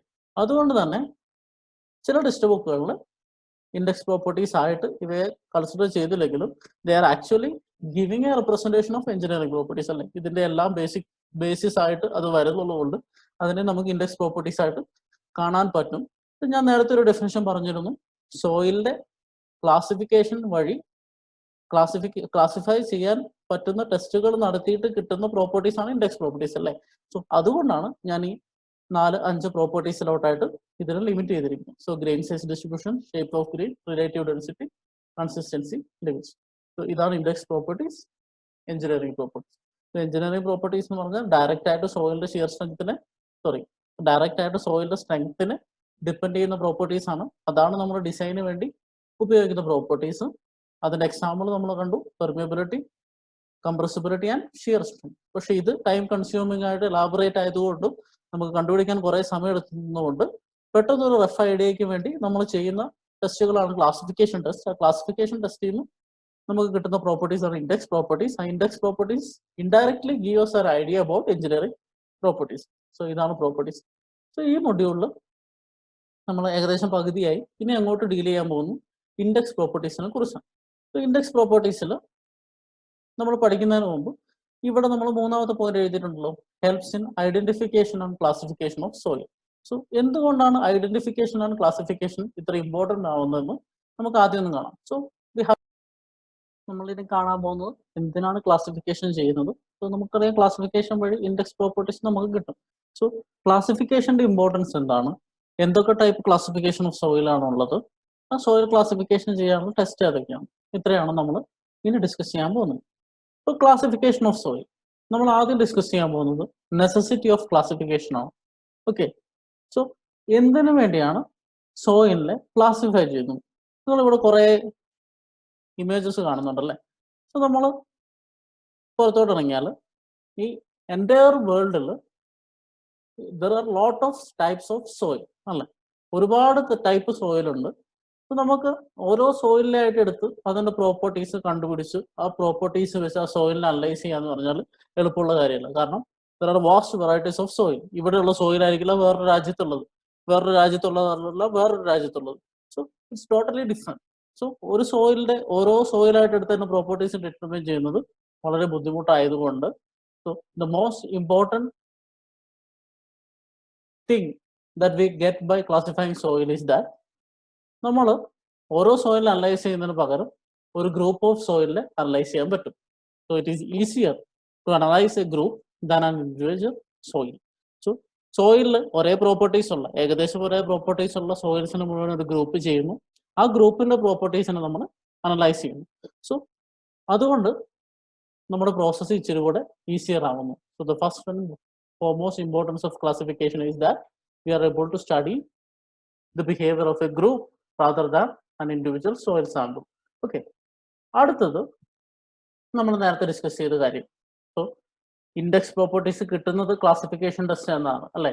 സോയിലിൽ ക്ലാസിഫൈ ചെയ്യുമ്പോഴാണ് നമുക്ക് ഇൻഡെക്സ് പ്രോപ്പർട്ടീസ് കിട്ടുക. സോ ഇൻഡെക്സ് പ്രോപ്പർട്ടീസ് കിട്ടാൻ വേണ്ടി ചെയ്യുന്ന ടെസ്റ്റുകളാണ് ക്ലാസിഫിക്കേഷൻ ടെസ്റ്റ് എന്നൊക്കെ നമ്മൾ കണ്ടു. So index properties approximately gives an idea about engineering properties. So engineering properties എന്ന് പറഞ്ഞാൽ സോയിലിന്റെ സ്ട്രെങ്ത്തിനെ ഇൻഫ്ലുവൻസ് ചെയ്യുന്ന ഡയറക്റ്റ് ആയിട്ട് ഇൻഫ്ലുവൻസ് ചെയ്യുന്ന പ്രോപ്പർട്ടീസ് ആണ്. സോ ക്ലാസിഫൈ ചെയ്യുന്ന വഴി നമുക്ക് എന്ത് കിട്ടും? We are approximately getting the strength of the soil. So index properties important ആയതുകൊണ്ട് ക്ലാസിഫിക്കേഷൻ ഇസ് ഇമ്പോർട്ടൻറ്റ്. അടുത്തത് provides a common language between engineers dealing with soil എന്ന് വെച്ചാൽ എന്താ? നമ്മളിപ്പോൾ കുറച്ച് കഴിഞ്ഞിട്ട് കുറച്ച് ക്ലാസിഫിക്കേഷൻ കാണാം. ഒരു ഗ്രൂപ്പ് ഓഫ് സോയിലിൽ ഞാനൊരു പേര് കൊടുത്തു. ഒരു എസ്റ്റാബ്ലിഷ്ഡ് ആയിട്ടുള്ള ക്ലാസിഫിക്കേഷൻ സിസ്റ്റമാണ്. സോ ആ പ്രോപ്പർട്ടീസ് ആ സോയിലിന്റെ പ്രോപ്പർട്ടി ഇതാണെന്ന് ഞാൻ ഇവിടെ സോയിലിന്റെ പ്രോപ്പർട്ടി എനിക്ക് പറയേണ്ട കാര്യമില്ല. ആ സോയിൽ ഇന്ന ഗ്രൂപ്പിലാണെന്ന് പറഞ്ഞു കഴിഞ്ഞാൽ ലോകത്ത് എവിടെയുള്ള ജിയോ ടെക്നിക്കൽ എഞ്ചിനീയർ ആയാലും അയാൾക്ക് ഇന്ന് മനസ്സിലാക്കാൻ സാധിക്കും ഈ സോയിലിന് ഇന്ന പ്രോപ്പർട്ടീസ് ആണെന്ന് മനസ്സിലാക്കാൻ സാധിക്കും. So third importance of classifying soil is that if you are classifying a soil into a particular group, any geotechnical engineer throughout the world will know these are the properties of this soil. So easy ആയിട്ട് അയാൾക്ക് അതിനെ analyse ചെയ്യാൻ പറ്റും. So that is when a soil is classified to a group, people anywhere will be able to know its properties. So നമ്മൾ സോയിലിനെ classify ചെയ്യുന്നത് ഇതിനു വേണ്ടിയാണ്. ഒന്നാമത് ഒരു ഇൻഡിവിജ്വൽ സോയിലിനേക്കാളും ഒരു ഗ്രൂപ്പിനെ പഠിക്കുന്നത് ഈസിയർ ആയിട്ടാണ്. കാരണം ലോകത്ത് ഇഷ്ടംപോലെ സോയിലുണ്ട് അല്ലെ. സോ നെക്സ്റ്റ് എന്ന് പറയുന്നത് എഞ്ചിനീയറിംഗ് പ്രോപ്പർട്ടീസിന്റെ ഇൻഡയറക്റ്റ് ആയിട്ട് ഇൻഡെക്സ് പ്രോപ്പർട്ടീസിനോട് നമുക്ക് കിട്ടും. മൂന്നാമത്തത് ലോകത്ത് എവിടെയുള്ള ഒരാൾക്കും ഒരു സോയിലിന്റെ ഗ്രൂപ്പ് അറിഞ്ഞു കഴിഞ്ഞാൽ ആ സോയിൽ കാണാതെ തന്നെ അതിന്റെ പ്രോപ്പർട്ടീസിനെ എസ്റ്റിമേറ്റ് ചെയ്യാൻ അനലൈസ് ചെയ്യാൻ പറ്റും. ഇതിനു വേണ്ടിയാണ് നമ്മൾ ക്ലാസിഫൈ ചെയ്യുന്നത്. നമ്മൾ ക്ലാസിഫിക്കേഷൻ ടെസ്റ്റിൽ ഒന്നാമത് പഠിക്കാൻ പോകുന്നത് ഗ്രെയിൻ സൈസ് ഡിസ്ട്രിബ്യൂഷൻ. സോ അതിനു മുൻപ് നമുക്ക് സോയിലിന്റെ ക്ലാസിഫിക്കേഷനെ കുറിച്ചും ഒരു ബേസിക് ഐഡിയ വേണം. സോ അതിന് നമ്മൾ സോയിലിന്റെ IS ക്ലാസിഫിക്കേഷൻ, അതായത് ഇന്ത്യൻ സ്റ്റാൻഡേർഡ് ക്ലാസിഫിക്കേഷൻ, ISC എന്നാണ് ഇതിനെ റെപ്രസെന്റ് ചെയ്യുക, Indian standard classification. So IS classification of soil നമുക്ക് കാണാം. സോ IS ക്ലാസിഫിക്കേഷൻ ഒരു 18 ഗ്രൂപ്പുള്ള വലിയൊരു ക്ലാസിഫിക്കേഷൻ സിസ്റ്റമാണ്. അതിന്റെ ഏറ്റവും ബേസിക് ആയിട്ട് ഗ്രെയിൻ സൈസിനെ മാത്രം ഡിപ്പെൻഡ് ചെയ്യുന്ന ഒരു ക്ലാസിഫിക്കേഷൻ ആണ് നമ്മളിവിടെ ഡിസ്കസ് ചെയ്യാൻ പോകുന്നത്. സോ ഗ്രെയിൻ എന്താണെന്ന് നിങ്ങൾക്ക് അറിയാം അല്ല, സോളിഡ് ഗ്രെയിൻസ് ആണ്. സോ സോളിഡ് ഗ്രെയിൻസിന്റെ സൈസിനെ വെച്ച് മാത്രമുള്ള ഒരു ബേസിക് ക്ലാസിഫിക്കേഷൻ നമ്മൾ കാണാൻ പോവുകയാണ്. So it is based on grain size. ഇനി എന്താണ് ആ ക്ലാസിഫിക്കേഷൻ നോക്കാം. സോ അതിലാദ്യം നമ്മൾ ഒരുപാട് സീവുകളെ കുറിച്ച് പഠിക്കും. ഇനി സീവ് അനാലിസിസ് നമ്മൾ ആദ്യം കാണാൻ പോകും. സോ സീവിന് ഒരു സൈസ് ഉണ്ട്, 75 മൈക്രോൺ. അങ്ങനെ പല സൈസിലും. മൈക്രോൺ എന്ന് വെച്ചാൽ എത്ര? 1/1000 മില്ലിമീറ്റർ ആണ് അല്ലേ. സോ 75 മൈക്രോൺ, അതുപോലെ 4.75 mm, 80 mm, അങ്ങനെ പല സീവ് സൈസുകളുണ്ട്. ആ സീവ് സൈസ് എന്ന് പറഞ്ഞാൽ അതിൽ കൂടെ പാസ് ചെയ്യുന്ന സോയിൽ അതിനേക്കാൾ ഫൈനറാണ് അല്ലെ.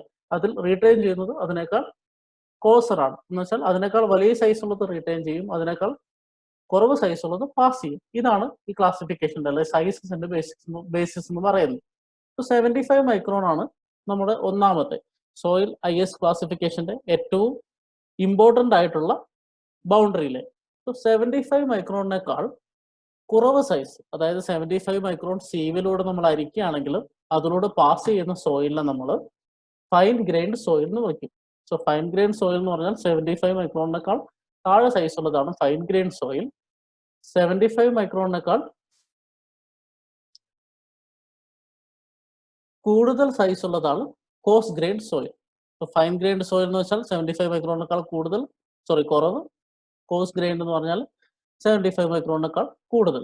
ഓക്കെ, ഇനി ഫൈൻ ഗ്രൈൻഡ് സോയിലിനെ നമ്മൾ ക്ലാസിഫൈ ചെയ്യും. ഫൈൻ ഗ്രൈൻഡ് സോയിൽ 2 ടൈപ്പാണുള്ളത് based on it size. So 2 micron ആണ് അതിന്റെ ബൗണ്ടറി ലൈൻ. 2 മൈക്രോണിനേക്കാൾ കുറവാണെങ്കിൽ, അതായത് 2 മൈക്രോൺ സി വി കൂടെ പാസ് ചെയ്യുകയാണെങ്കിൽ അതിനെ ക്ലേ എന്ന് വിളിക്കും. 2 മൈക്രോൺ കൂടുതൽ റീറ്റെയിൻ ചെയ്യുകയാണെങ്കിൽ, അതായത് സി വി എന്ന സമയത്ത് ആ സീവിന്റെ ദ്വാരത്തിൽ കൂടെ പോകാതെ റീറ്റെയിൻ ചെയ്യുന്ന സോയിൽ ആണെങ്കിൽ അതിനെ നമ്മൾ സിൽട്ട് എന്ന് വിളിക്കും. So fine grained soil is classified into clay and silt. ക്ലേനെ സി എന്ന് റെപ്രസെന്റ് ചെയ്യും, സിൽട്ടിനെ എം എന്ന് റെപ്രസെന്റ് ചെയ്യും. അടുത്ത നമുക്ക് കോഴ്സ് ഗ്രൈൻഡ് സോയിലിന്റെ ക്ലാസിഫിക്കേഷൻ നോക്കാം. അതിന്റെ ബൗണ്ടറി ലൈൻസ് നോക്കാം. So 4.75 mm, 20 mm, 300 mm. നമ്മൾ കോൺക്രീറ്റ് ടെക്നോളജി പഠിച്ചപ്പോൾ അല്ലെങ്കിൽ കോൺക്രീറ്റിന്റെ ലാബ് ചെയ്തപ്പോൾ നിങ്ങൾ കണ്ടിട്ടുണ്ടാവും എഞ്ചിനീയറിംഗ് മെറ്റീരിയൽസിലൊക്കെ നമ്മൾ അഗ്രിഗേറ്റ്സിനെ 2ആയിട്ട് ക്ലാസിഫൈ ചെയ്യും അല്ലെ. കോഴ്സ് അഗ്രിഗേറ്റും ഫൈൻ അഗ്രിഗേറ്റും. അതായത് സാൻഡും നമ്മൾ യൂഷ്വലി ഉപയോഗിക്കുന്ന കോഴ്സ് അഗ്രിഗേറ്റും. സോ അതിന്റെ ഡിമാർക്കേഷൻ എന്ന് പറയുന്നത് 4.75 mm ആയിരുന്നു. സോ 4.75 mm കുറവ് ഫൈൻ അഗ്രിഗേറ്റ്, 4.75 mm കൂടുതൽ കോഴ്സ് അഗ്രിഗേറ്റ്. അതുപോലെ ഇവിടെ കോഴ്സ് ഗ്രെയിൻ സോയിലിനെ 2ആയിട്ട് ക്ലാസിഫൈ ചെയ്യും. 4.75 mm കുറവാണെങ്കിൽ അത് സാൻഡി സോയിലാണ്. 4.75 കൂടുതലാണെങ്കിൽ അത് ഗ്രേവലി സോയിലാണ്. സോ സാൻഡ് സോയിൽ എന്ന് പറഞ്ഞാൽ 4.75 mm സി വി കൂടെ സീവ് ചെയ്യുന്ന സമയത്ത് അതിലൂടെ പാസ് ചെയ്യുന്നത് സാൻഡി സോയിൽ, അതിൽ റിട്ടേൺ ചെയ്യുന്നത് ഗ്രേവലി സോയിൽ. ഇനി 20 mm സീവാണ് അടുത്തത്. സോ 20 mm സൈസിനേക്കാൾ കൂടുതലുള്ള 300 mm സൈസിനേക്കാൾ കുറവുള്ള സോയിലിനെ നമ്മൾ എന്ത് വിളിക്കും? കോബിൾ എന്ന് വിളിക്കും. സോ കോബിൾ എന്ന് വെച്ചാൽ 20 mm-ന്റെയും 300 mm-ന്റെയും ഇടയ്ക്ക് സൈസുള്ള ഗ്രെയിൻസ്, ഇടയ്ക്ക് സോയിൽ ഗ്രെയിൻസ് പാർട്ടിക്കിൾ സൈസുള്ള സോയിലിനെ നമ്മൾ കോബിൾ എന്ന് വിളിക്കും. 300 mm കൂടുതലാണെങ്കിൽ അതിനെ ബോൾഡർ എന്ന് വിളിക്കും. Okay, so cobble, boulder, gravel, sand, സിൽ, ക്ലേ. ഇനി സാൻഡിനെയും ഗ്രേവലിനെയും ഫർദർ ആയിട്ട് ക്ലാസിഫൈ ചെയ്യുന്നുണ്ട്. സോ സാൻഡിന്റെ ബൗണ്ടറി ലൈൻസ് ഇതൊക്കെയാണ്. 425 മൈക്രോണും 2 mm.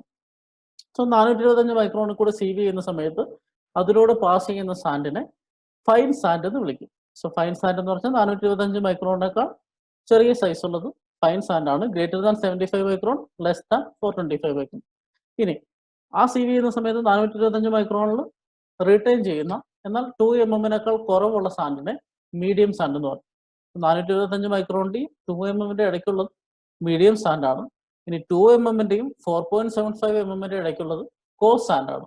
സോ സാൻഡിനെ fine sand, medium sand, coarse sand എന്നിങ്ങനെ നമ്മൾ ക്ലാസിഫൈ ചെയ്യുന്നു. ഇനി ഗ്രേവലിന് ഇതുപോലെ ക്ലാസിഫിക്കേഷൻ ഉണ്ട്. അതിന്റെ ബൗണ്ടറി ലൈൻ 20 mm ആണ്. സോ 4.75 mm-ന്റെയും 20 mm-ന്റെയും ഇടയ്ക്ക് സൈസുള്ള സോയിലിനെ, ഗ്രേവലിനെ നമ്മൾ ഫൈൻ ഗ്രേവൽ എന്ന് വിളിക്കും. 20 mm-ന്റെയും 20 mm-ന്റെയും ഇടയ്ക്കുള്ളതിന് കോഴ്സ് ഗ്രേവൽ എന്ന് പറയും. സോ ഇതാണ് basic classification based on grain size.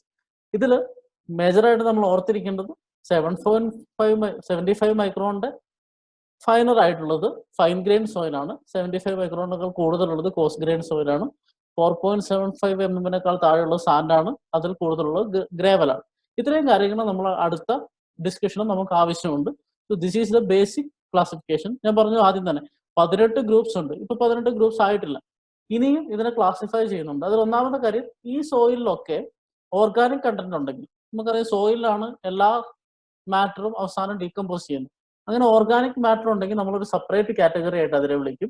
So organic matter ഉള്ള സെപ്പറേറ്റ് കാറ്റഗറിനെ പീറ്റ് എന്ന് വിളിക്കും. അത് റെപ്രസെന്റ് ചെയ്യുന്നത് PT എന്നാണ്. ഇതല്ലാതെ സോ ഇനി ഈ സോയിലിനെ ഫർദർ ക്ലാസിഫൈ ചെയ്യാൻ നമ്മൾ ഇനി പഠിക്കാൻ പോകുന്ന കൺസിസ്റ്റൻസി ഉപയോഗിക്കും. അതുപോലെ ഗ്രേഡിങ്. സോ നല്ല ഗ്രേഡ് എന്ന് വെച്ചാൽ എല്ലാ പാർട്ടിക്കിൾസും ഉള്ള സോയിലാണോ, പല സൈസുള്ള പാർട്ടിക്കിൾസിന് മിക്സ് ആണോ എന്നൊക്കെ വെച്ച് ഗ്രേഡിംഗ് എന്ന് പറയും. അത് നമ്മൾ ഡിസ്കസ് ചെയ്യും.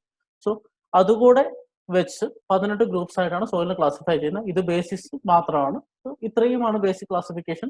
എക്സ്റ്റൻഡഡ് ക്ലാസിഫിക്കേഷൻ നമ്മുടെ സിലബസിന്റെ സ്കോപ്പിൽ ഇല്ലാത്തതുകൊണ്ട് നമ്മൾ ഡിസ്കസ് ചെയ്യുന്നില്ല. So you have now an idea about how IS classification is done. ഈ ഐഡിയ വെച്ച് നമ്മൾ പതുക്കെ ഗ്രെയിൻ സൈസ് ഡിസ്ട്രിബ്യൂഷനിലോട്ട് കിടക്കുകയാണ്. സോ അതിനു മുന്നേ ഒരു കാര്യം നമ്മൾ മൂന്നാമത്തെ പോയിന്റ് നെസസിറ്റി പഠിച്ചപ്പോൾ പറഞ്ഞു എന്തായിരുന്നു, ഒരു സോയിലിന്റെ ഗ്രൂപ്പ് നമുക്ക് മനസ്സിലായാലും ആ സോയിൽ ഇന്ന ഗ്രൂപ്പിൽ പെട്ടതാണെന്ന് മനസ്സിലായാൽ ലോകത്ത് എവിടെയുള്ള ഒരാൾക്കും അതിന് പ്രോപ്പർട്ടീസ് കണ്ടുപിടിക്കാൻ പറ്റും അല്ലേ.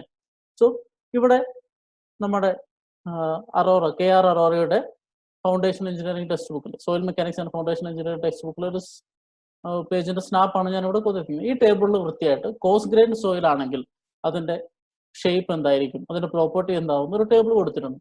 സോ കോസ് ഗ്രൈൻഡ് സോയിൽ ആയിട്ടുള്ള ഗ്രൂപ്പിലുള്ള ഏത് സോയിൽ പാർട്ടിക്കിൾ കിട്ടിയാലും അതിന്റെ പ്രോപ്പർട്ടീസ് നമുക്ക് പറയാൻ പറ്റും. So that is the importance of classification of soil. Okay, ഇതാണ് നമ്മൾ നേരത്തെ പറഞ്ഞ മൂന്നാമത്തെ point. So now we are going to particle size analysis. എന്താണ് പാർട്ടിക്കിൾ സൈസ് അനാലിസിസ് ആദ്യം നോക്കാം. ഞാനൊരു സോയിൽ സാമ്പിൾ എടുത്തു കഴിഞ്ഞാൽ നേരത്തെ ഞാൻ പറഞ്ഞു സോയിലിലെ ഒരുപാട് പാർട്ടിക്കിൾസ് ഉണ്ട്. ആ പാർട്ടിക്കിൾസ് ഒക്കെ ഒരേ സൈസ് ആയിരിക്കില്ല. എന്ന് വെച്ചാൽ പല സൈസുള്ള പല ഷേപ്പുള്ള പാർട്ടിക്കിൾസ് ആയിരിക്കും ആ സോയിലുണ്ടാവുക. സോയിലിന്റെ പ്രോപ്പർട്ടീസിനെ ഡിപ്പെൻഡ് ചെയ്യുന്നത് ഈ പാർട്ടിക്കിൾസ് ഒക്കെ എങ്ങനെയാ ഉള്ളതെന്നാ. ഒരേ സൈസുള്ള പാർട്ടിക്കിൾ ആണോ, പല സൈസുള്ള പാർട്ടിക്കിൾ ആണോ. പല സൈസുള്ള പാർട്ടിക്കിൾ ആണെങ്കിലുള്ള ഗുണം എന്താ, എല്ലാ പോർസും ഫിൽ ആയിട്ടുണ്ടാവും, വോയിഡ് റേഷ്യോ കുറവായിരിക്കും അല്ലെ. ഒരേ സൈസ് ആണെങ്കിൽ വോയിഡ് റേഷ്യോ കൂടുതലായിരിക്കും. സോയിലിന്റെ എല്ലാ പ്രോപ്പർട്ടീസിനെ ഡിപ്പെൻഡ് ചെയ്യാൻ പോകുന്നത് സോയിലിന്റെ പാർട്ടിക്കിൾസ് ആണ് ബേസിക്കലി അല്ലെ. എന്തൊക്കെ സൈസ് പാർട്ടിക്കിൾ ഉണ്ട്, എന്തൊക്കെ ടൈപ്പ് പാർട്ടിക്കിൾ ഉണ്ട്. സോ ബേസിക് പ്രോപ്പർട്ടിയാണ് പാർട്ടിക്കിൾ സൈസ് ഡിസ്ട്രിബ്യൂഷൻ എന്നുള്ളത്. സോ ഇങ്ങനെ സോയിലിൽ ഏതൊക്കെ ടൈപ്പ് പാർട്ടിക്കിൾ ഉണ്ട്, ആ പാർട്ടിക്കിൾ എത്ര മാസ്, ആ പാർട്ടിക്കിളിന്റെ മാസ് വൈസ് സെപ്പറേറ്റ് ചെയ്യുന്ന പ്രോസസ്സിനെയാണ് പാർട്ടിക്കിൾ സൈസ് അനാലിസിസ് എന്ന് പറയാം. സോ നമ്മളിപ്പോൾ പറഞ്ഞതനുസരിച്ച് soil has solid grains of different sizes. ഇനി ഈ ഡിഫറെന്റ് സൈസസ് ഓഫ് പാർട്ടിക്കിൾസ് ഉള്ളത് ഓരോ സൈസും എന്തിനെ ബാധിക്കും, സോയിലിന്റെ പ്രോപ്പർട്ടീസിനെ ബാധിക്കും. ഇങ്ങനെ the methods to determine these different sizes of particles by mass is known as particle size analysis. So ഒരു സോയിൽ സാമ്പിളിലെ ഓരോ സൈസിലുള്ള പാർട്ടിക്കിളിനെ സെപ്പറേറ്റ് ചെയ്യുന്ന അതിന്റെ മാസ് കണ്ടുപിടിക്കുന്ന പ്രോസസ്സിനാണ് നമ്മൾ എന്ത് പറയാം, പാർട്ടിക്കിൾ സൈസ് അനാലിസിസ് എന്ന് പറയാം. പാർട്ടിക്കിൾ സൈസ് അനാലിസിസ് രണ്ട് രീതിയിലാണ് നമ്മൾ ചെയ്യുക. ഒന്നാമത്തത് സീവ് അനാലിസിസ്, രണ്ടാമത്തത് സെഡിമെന്റേഷൻ അനാലിസിസ്. ഒരു സോയിൽ സാമ്പിൾ എടുത്ത് ആ സോയിൽ സാമ്പിളിൽ കോസ് ഫ്രാക്ഷൻ, അതായത് കോസ് ഗ്രൈൻഡ് ആയിട്ടുള്ള സോയിലാണ് കൂടുതൽ. കോസ് ഗ്രൈൻഡ് എത്രയായിരുന്നു, 75 മൈക്രോണിന്റെ മേലെ ഉള്ളത് അല്ലെ. സോ 75 മൈക്രോണിന്റെ മേലെയുള്ള സോയിൽ സൈസ് ഉള്ള പാർട്ടിക്കിൾസ് ആണ് കൂടുതലെങ്കിൽ അതിന് നമ്മൾ ചെയ്യുന്നത് സീവ് അനാലിസിസ് ആണ്. സീവ് അനാലിസിസ് ആണ് നമ്മൾ ഇന്നത്തെ ക്ലാസ്സിൽ ഡിസ്കസ് ചെയ്യുക. ഇനി 75 മൈക്രോൺ താഴെയുള്ളത്, അതായത് ക്ലേ സിൽട്ട് നമ്മൾ നേരത്തെ കണ്ടു അല്ലെ. 75 മൈക്രോൺ സൈസിനേക്കാൾ കുറവുള്ളതിനാണെങ്കിൽ നമ്മൾ സെഡിമെന്റേഷൻ അനാലിസിസ് ആണ് ഉപയോഗിക്കുക. സെഡിമെന്റേഷൻ അനാലിസിസ് യൂഷ്വലി ഹൈഡ്രോമീറ്റർ മെത്തേഡും പിപ്പറ്റ് മെത്തേഡും ആണ്. അതിൽ ഹൈഡ്രോമീറ്റർ മെത്തേഡ് നമ്മൾ ഫസ്റ്റ് മൊഡ്യൂളിൽ ഡിസ്കസ് ചെയ്യും. സോ ഇനി ഞാൻ നേരത്തെ പറഞ്ഞതുപോലെ ഒരു സോയിൽ സാമ്പിൾ എടുത്താൽ അതിൽ കോസ് ഫ്രാക്ഷൻ മാത്രമായിരിക്കില്ല, ഫൈൻ ഫ്രാക്ഷൻ മാത്രമായിരിക്കില്ല. ഒരു നോർമൽ സോയിൽ എടുത്തു കഴിഞ്ഞാൽ it may contain both coarse and fine fraction. അതായത് 75 മൈക്രോൺ കൂടുതൽ ഉള്ള പാർട്ടിക്കിൾസ് ഉണ്ടാവും, കുറവുള്ള പാർട്ടിക്കിൾസ് ഉണ്ടാവും.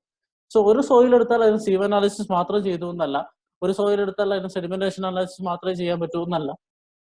ഇൻ നോർമൽ കേസ് നമ്മൾ നോർമൽ സോയിൽ എടുത്താൽ എല്ലാ പാർട്ടിക്കിൾസും ഉള്ളത് കൊണ്ട് we will have to do the combined analysis of sieve analysis and sedimentation analysis. So ഒരു സോയിൽ സാമ്പിളിന്റെ പാർട്ടിക്കിൾ സൈസ് ഡിസ്ട്രിബ്യൂഷൻ ചെയ്യുമ്പോൾ അല്ലെങ്കിൽ പാർട്ടിക്കിൾ സൈസ് അനാലിസിസ് ചെയ്യുമ്പോൾ അതിൽ എല്ലാ ടൈപ്പുള്ള എല്ലാ സൈസുള്ള പാർട്ടിക്കിൾസ് ഉള്ളത് കൊണ്ട് നമുക്ക് സീവ് അനാലിസിസിന്റെയും സെഡിമെന്റേഷൻ അനാലിസിസിന്റെയും കമ്പൈൻഡ് അനാലിസിസ് ചെയ്യേണ്ടി വരും.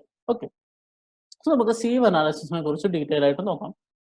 സോ സീവ് അനാലിസിസ് എന്ന് പറഞ്ഞാൽ നമ്മൾ പറഞ്ഞു 75 മൈക്രോണിൽ കൂടെ റീറ്റെയിൻ ചെയ്യുന്ന, അതായത് 75 മൈക്രോണിനേക്കാൾ കൂടുതൽ സൈസുള്ള കോസ് ഗ്രൈൻഡ് സോയിലിന് ഉപയോഗിക്കുന്ന പാർട്ടിക്കിൾ സൈസ് ഡിസ്ട്രിബ്യൂഷൻ അല്ലെങ്കിൽ sieve analysis method, particle size analysis മെത്തേഡാണ് സീവ് അനാലിസിസ്. സോ ഈ സീവ് അനാലിസിസിന് നമ്മൾ ഉപയോഗിക്കുന്നത് സീവ്സ് ആണ്. സീവ്സ് ഇന്ത്യൻ സ്റ്റാൻഡേർഡ് സീവുകളുണ്ട്, പല സൈസുകളുള്ള ആ സീവ്സ് ഉപയോഗിച്ചാണ് നമ്മൾ സീവ് അനാലിസിസ് ചെയ്യുക. ഇവിടെ നിങ്ങൾക്ക് സീവ് കാണാം. Okay, these are the sieves. So ഈ സീവിന്റെ ഉള്ളിൽ നിങ്ങൾക്കറിയാം അരിപ്പയാണല്ലേ. സോ അരിപ്പ ഒരു നെറ്റ് പോലെ ഇരിക്കുക. സോ ആ നെറ്റിന്റെ നിങ്ങൾക്കറിയാം സ്ക്വയർ ഓപ്പണിങ്സ് ആണ് എല്ലാ സീവിനും ഉണ്ടാവുക. ആ സീവിന്റെ ഒരു സ്ക്വയർ ഓപ്പണിങ്ങിന്റെ സ്ക്വയർ ഓപ്പണിങ്ങിന്റെ സൈസിനെയാണ് നമ്മൾ സീവ് സൈസ് ആയിട്ട് ഡെസിഗ്നേറ്റ് ചെയ്യുക. ഇപ്പോൾ 75 മൈക്രോൺ സീവ് എന്ന് പറഞ്ഞാൽ ആ സീവിന്റെ ഒരു സ്ക്വയർ ഓപ്പണിങ്ങിന്റെ സൈസ് 75 മൈക്രോൺ ആയിരിക്കും. സോ 4.25 സീവ് എന്ന് പറഞ്ഞാൽ ആ സീവിന്റെ സ്ക്വയർ ഓപ്പണിങ്ങിന്റെ സൈസ് 4.25 ആയിരിക്കും. സോ അങ്ങനെ നമ്മുടെ IS കോഡ് അനുസരിച്ച് പല സെറ്റ് ഓഫ് സീവ്സ് ഉണ്ട്. ആ സീവ്സ് ഉപയോഗിച്ചാണ് നമ്മൾ സീവ് അനാലിസിസ് നടത്തുക. ഇനി സീവ് അനാലിസിസ് 2 ടൈപ്പ് ഉണ്ട്. അത് ഏതൊക്കെയാണെന്നാണ് നമ്മൾ കാണാൻ പോകുന്നത്. സോ ഞാനൊരു സോയിൽ സാമ്പിൾ എടുത്തു.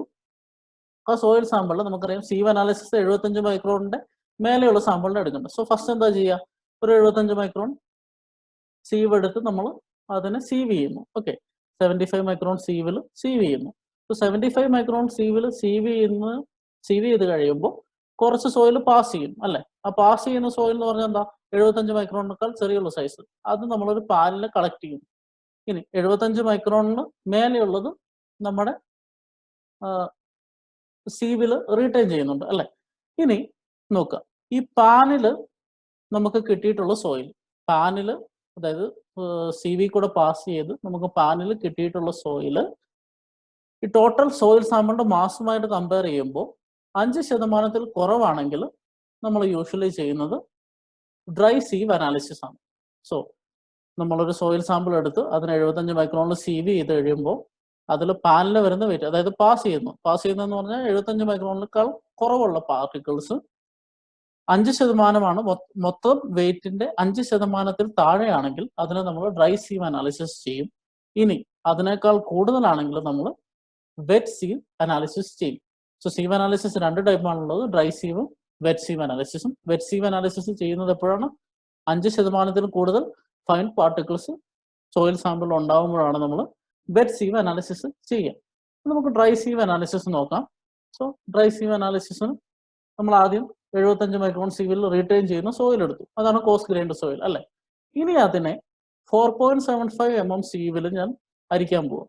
സോ അടുത്തൊരു ക്ലാസിഫിക്കേഷനാണ് പറയാൻ പോകുന്നത്. സോ 4.75 mm സീവിൽ ഞാൻ അരിക്കുന്നു. 4.75ന്റെ പ്രത്യേകത എന്തായിരുന്നു, that is demarcation between sand and gravel അല്ലെ. 4.75 mm റീറ്റെയിൻ ചെയ്യുന്ന സാൻഡാണ്, പാസ് ചെയ്യുന്നത് ഗ്രേവലാണ് അല്ലെ. സോ 4.75 mm റീറ്റെയിൻ ചെയ്യുന്ന സോയിലില് ഞാൻ എന്ത് വിളിക്കുന്നു, ഗ്രേവൽ ഫ്രാക്ഷൻ എന്ന് വിളിക്കുന്നു. 4.75 mm കൂടെ പാസ് ചെയ്യുന്ന സോയിലിനെ ഞാൻ എന്ത് വിളിക്കുന്നു, സാൻഡ് ഫ്രാക്ഷൻ എന്ന് വിളിക്കുന്നു. ഇനി ഗ്രേവൽ ഫ്രാക്ഷൻ സോയില് ഞാൻ സീവ് ചെയ്യുമ്പോൾ അതിന് ഉപയോഗിക്കേണ്ട ഒരു സെറ്റ് ഓഫ് സീവ്സ് ഉണ്ട്, IS സീവ്സ് ഉണ്ട്. ആ സെറ്റ് ഓഫ് സീവ്സ് ആണ് നിങ്ങൾ ഇവിടെ കാണുന്നത്. 80 mm sieve, 40 mm sieve, 20 mm sieve, 10 mm sieve, 4.75 mm. So gravel fraction, അതായത് 4.75 mm കൂടുതൽ സൈസുള്ള പാർട്ടിക്കിള് സീവ് അനാലിസിസിൽ സീവ് ചെയ്യാൻ നമ്മൾ ഉപയോഗിക്കുന്നത് ഈ സെറ്റ് ഓഫ് സീവ്സ് ആണ്. ഇതുപോലെ സാൻഡ് ഫ്രാക്ഷൻ എന്ന് പറഞ്ഞാൽ 4.75 mm പാസ് ചെയ്യുന്ന soil. So sand fraction sieve ചെയ്യാൻ നമ്മൾ ഉപയോഗിക്കുന്നത് ഇത്രയും സെറ്റ് ഓഫ് സീവ്സ് ആണ്. 2 mm sieve, 1 mm sieve, 600 micron, 425 micron, 212 micron, 150 micron, 75 micron. So coarse grain സോയിലിനെ നമ്മൾ റീറ്റെയിൻ ചെയ്താൽ അതിന് 4.75 റീറ്റെയിൻ ചെയ്താൽ അതിന് ഗ്രേവൽ ഫ്രാക്ഷൻ എന്ന് വിളിക്കുന്നു. പാസ് ചെയ്താൽ സാൻഡ് ഫ്രാക്ഷൻ എന്ന് വിളിക്കുന്നു. അതിൽ രണ്ടിലും ഓരോ സെറ്റ് സീവ്സ് ഉണ്ട്. ഓക്കെ, ഇനി സീവ് അനാലിസിസിന്റെ പ്രോസസ്സ് നമുക്ക് നോക്കാം. ഫസ്റ്റ് സ്റ്റേജ് എന്ന് പറഞ്ഞാൽ സോയിൽ എടുക്കുക. നമ്മൾ നേരത്തെ വാട്ടർ കണ്ടന്റ് പറഞ്ഞപ്പോൾ ഒരു സ്പെസിഫിക് ഒരു സ്പെസിഫിക് ടെസ്റ്റിന് സൈസ് അനുസരിച്ച് നമ്മൾ സ്പെസിഫിക് ക്വാണ്ടിറ്റി സെലക്ട് ചെയ്യാൻ കോഡിൽ റിക്വയർമെന്റ് ഉണ്ടെന്ന് പറഞ്ഞു. അതുപോലെ സീവ് അനാലിസിസ് ചെയ്യുമ്പോഴും പാർട്ടിക്കിൾ സൈസ് അനുസരിച്ച്, സോയിലിന്റെ പാർട്ടിക്കിളിന്റെ സൈസ് അനുസരിച്ച് എത്ര സോയിൽ വേണമെന്ന് ഒരു കണക്കുണ്ട്. അത് നമുക്ക് കോഡിൽ നിന്ന് കിട്ടും. സോ ആ കണക്കനുസരിച്ച് നമുക്ക് വേണ്ട എമൗണ്ട് ഓഫ് സോയിൽ എടുക്കുന്നു. ആ സോയിൽ ഓവൻ ഡ്രൈ ആയിരിക്കണം. ആ സോയിലിൽ എന്തെങ്കിലും ലംസ് ഉണ്ടെങ്കിൽ അത് പൊടിച്ചിട്ടുണ്ടാവണം. സോ കട്ടയായിട്ടിരിക്കാൻ പാടില്ല, പൊടിക്കണം. നമ്മൾ സീവ് അനാലിസിസ് ആണ് ചെയ്യുന്നത്, അതായത് പാർട്ടിക്കിൾ സൈസ് ആണ് കണ്ടുപിടിക്കുന്നത്. അപ്പോൾ കട്ടയായിട്ട് എടുത്താൽ നമ്മുടെ റിസൾട്ട് തെറ്റായിരിക്കും. സോ അങ്ങനെയുള്ള സാധനത്തിന് ആദ്യം പൾവറൈസ് ചെയ്യുക, അതായത് പൊടിച്ചെടുത്തിട്ട് വേണം നമ്മൾ ടെസ്റ്റ് ചെയ്യുക. സോ ഓവൻ ഡ്രൈ സാമ്പിൾ എടുക്കുക, അത് should be free of lumps.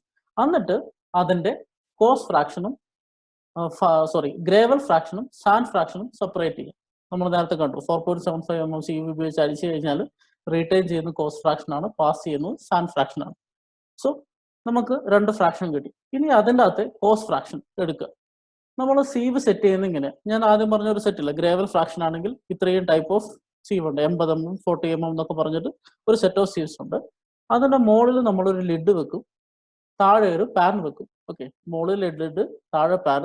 എന്നിട്ട് വലുത് മുതൽ ചെറുത് വരെ താഴോട്ട്, വലിയ ഏറ്റവും മുകളിൽ 80 mm സൈസ് ആയിരിക്കും, അങ്ങനെ ഏറ്റവും താഴെ 4.75 ആയിരിക്കും. നമ്മൾ ഗ്രേവൽ ഫ്രാക്ഷൻ എടുക്കുന്നത്.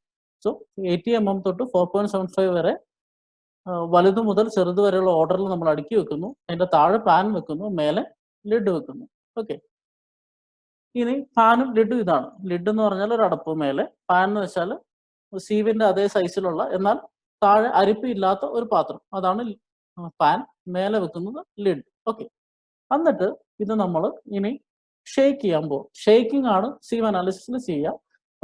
ഗ്രേവൽ ഫ്രാക്ഷൻ ചെയ്യുമ്പോൾ നമുക്ക് ഐദർ മാനുവലി ചെയ്യാം, ഹാൻഡ് ഷേക്കിംഗ് ചെയ്യാം, മെക്കാനിക്കൽ ഷേക്കർ ചെയ്യാം. മെക്കാനിക്കൽ ഷേക്കർ ആണെങ്കിൽ യൂഷ്വലി 10 minutes ചെയ്യാം, ഏതായാലും കുഴപ്പമില്ല. സോ ഗ്രേവൽ ഫ്രാക്ഷനിൽ നമ്മൾ ഷേക്ക് ചെയ്യുന്നു.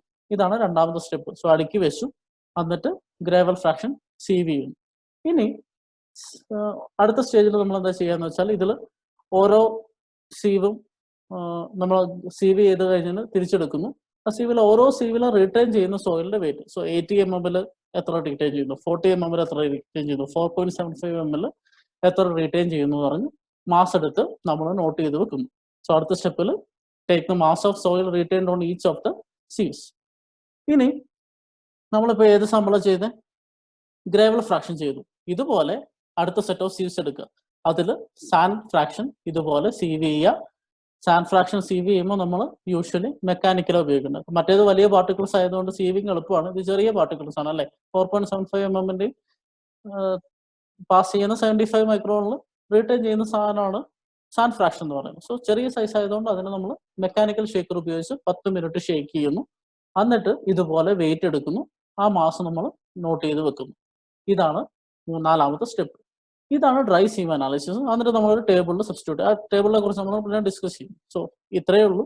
നമ്മൾ ആദ്യം സാൻഡ് ഫ്രാക്ഷനും ഗ്രേവൽ ഫ്രാക്ഷനും ആക്കുന്നു. എന്നിട്ട് ഗ്രേവൽ ഫ്രാക്ഷനെ സീവ് ചെയ്യുന്നു. ഓരോ സീവിലും റിട്ടേൺ ചെയ്യുന്നതിന്റെ മാസ് എടുക്കുന്നു. നെക്സ്റ്റ് സാൻഡ് ഫ്രാക്ഷൻ ഇതുപോലെ സീവ് ചെയ്യുന്നു. ഓരോ സീവിലും റിട്ടേൺ ചെയ്യുന്നതിന്റെ മാസ് എടുക്കുന്നു. ഇതാണ് ഡ്രൈ സീവ് അനാലിസിസ്. ഇനി എന്താണ് വെറ്റ് സീവ് അനാലിസിസ്? നേരത്തെ പറഞ്ഞു 75 മൈക്രോൺ സീവിൽ കൂടെ പാസ് ചെയ്യുന്ന പാർട്ടിക്കിൾസ് ഉണ്ടാവും ഏത് സോയിൽ സാമ്പിൾ എടുത്താലും. അതിൽ 5%-നേക്കാൾ കൂടുതൽ, ടോട്ടൽ മാസിന്റെ 5%-നേക്കാൾ കൂടുതലുണ്ടെങ്കിൽ നമ്മൾ അതിനെ വെറ്റ് സീവ് അനാലിസിസ് ചെയ്യും. എന്തിനാണ് വെറ്റ് സീവ് അനാലിസിസ് ചെയ്യുന്നതെന്ന് വെച്ചാൽ നമ്മൾ ബേസിക്കലി ഇതിൽ കൂടുതലുള്ളത് കോസ് ഗ്രൈൻഡ് സോയിലാണ്. 5% to 10% ആണ് ഫൈൻ പാർട്ടിക്കിൾസ് ഉള്ളതെങ്കിൽ നമ്മൾ ചെയ്യേണ്ടത് സീവ് അനാലിസിസ് തന്നെയാണ്. പക്ഷെ സീവ് അനാലിസിസ് ചെയ്യുമ്പോൾ ഈ ഫൈൻ പാർട്ടിക്കിൾസ് ഉള്ളതുകൊണ്ട് ആ ഫൈൻ പാർട്ടിക്കിൾസ് നമ്മുടെ വലിയ പാർട്ടിക്കിൾസുമായിട്ട് മിങ്കിൾ ചെയ്ത്, എന്ന് വെച്ചാൽ ജോയിൻ ചെയ്ത് കമ്പൈൻഡ് ആയിട്ട് അടുക്കിയിരിക്കുക. അപ്പോൾ നമ്മുടെ ടെസ്റ്റ് റിസൾട്ട് തെറ്റാൻ സാധ്യതയുണ്ട്. സോ ഈ ഫൈൻ ആയിട്ടുള്ളത് 75 മൈക്രോണിൽ കുറവുള്ള ചെറിയ പൊടിയെ നമ്മൾ സെപ്പറേറ്റ് ചെയ്തെടുക്കണം. അതിനുവേണ്ടിയാണ് വെറ്റ് സീവ് അനാലിസിസ് ഉപയോഗിക്കുക. Purpose is to remove all particles smaller than 75 micron. Okay. ഇനി ഇതെങ്ങനെ ചെയ്യാന്ന് വെച്ചാൽ ഒന്നാമത്തെ സ്റ്റേജിൽ നേരത്തെ പറഞ്ഞ പോലെ നമ്മുടെ സോയിൽ സാമ്പിൾ എടുത്തു. ആ സോയിൽ സാമ്പിൾ ഹോട്ട് എയർ ഓവനിൽ വെച്ചിട്ട് ഡ്രൈ ചെയ്തതായിരിക്കണം, ലെംസ് ഒന്നും ഉണ്ടാവാൻ പറ്റില്ല. ഇങ്ങനെയുള്ള സോയിൽ സാമ്പിൾ നമ്മൾ എടുത്തു. ഇനി ചെയ്യേണ്ടത് എന്താണെന്ന് വെച്ചാൽ ഈ സോയിൽ സാമ്പിളിൽ ഒരു പാത്രം എടുത്ത് വെള്ളത്തിൽ മുക്കി വെക്കുക. സോയിൽ സാമ്പിളിൽ പാത്രം എടുത്തിട്ട് വെള്ളത്തിൽ സോക്ക് ചെയ്ത് വെക്കുക.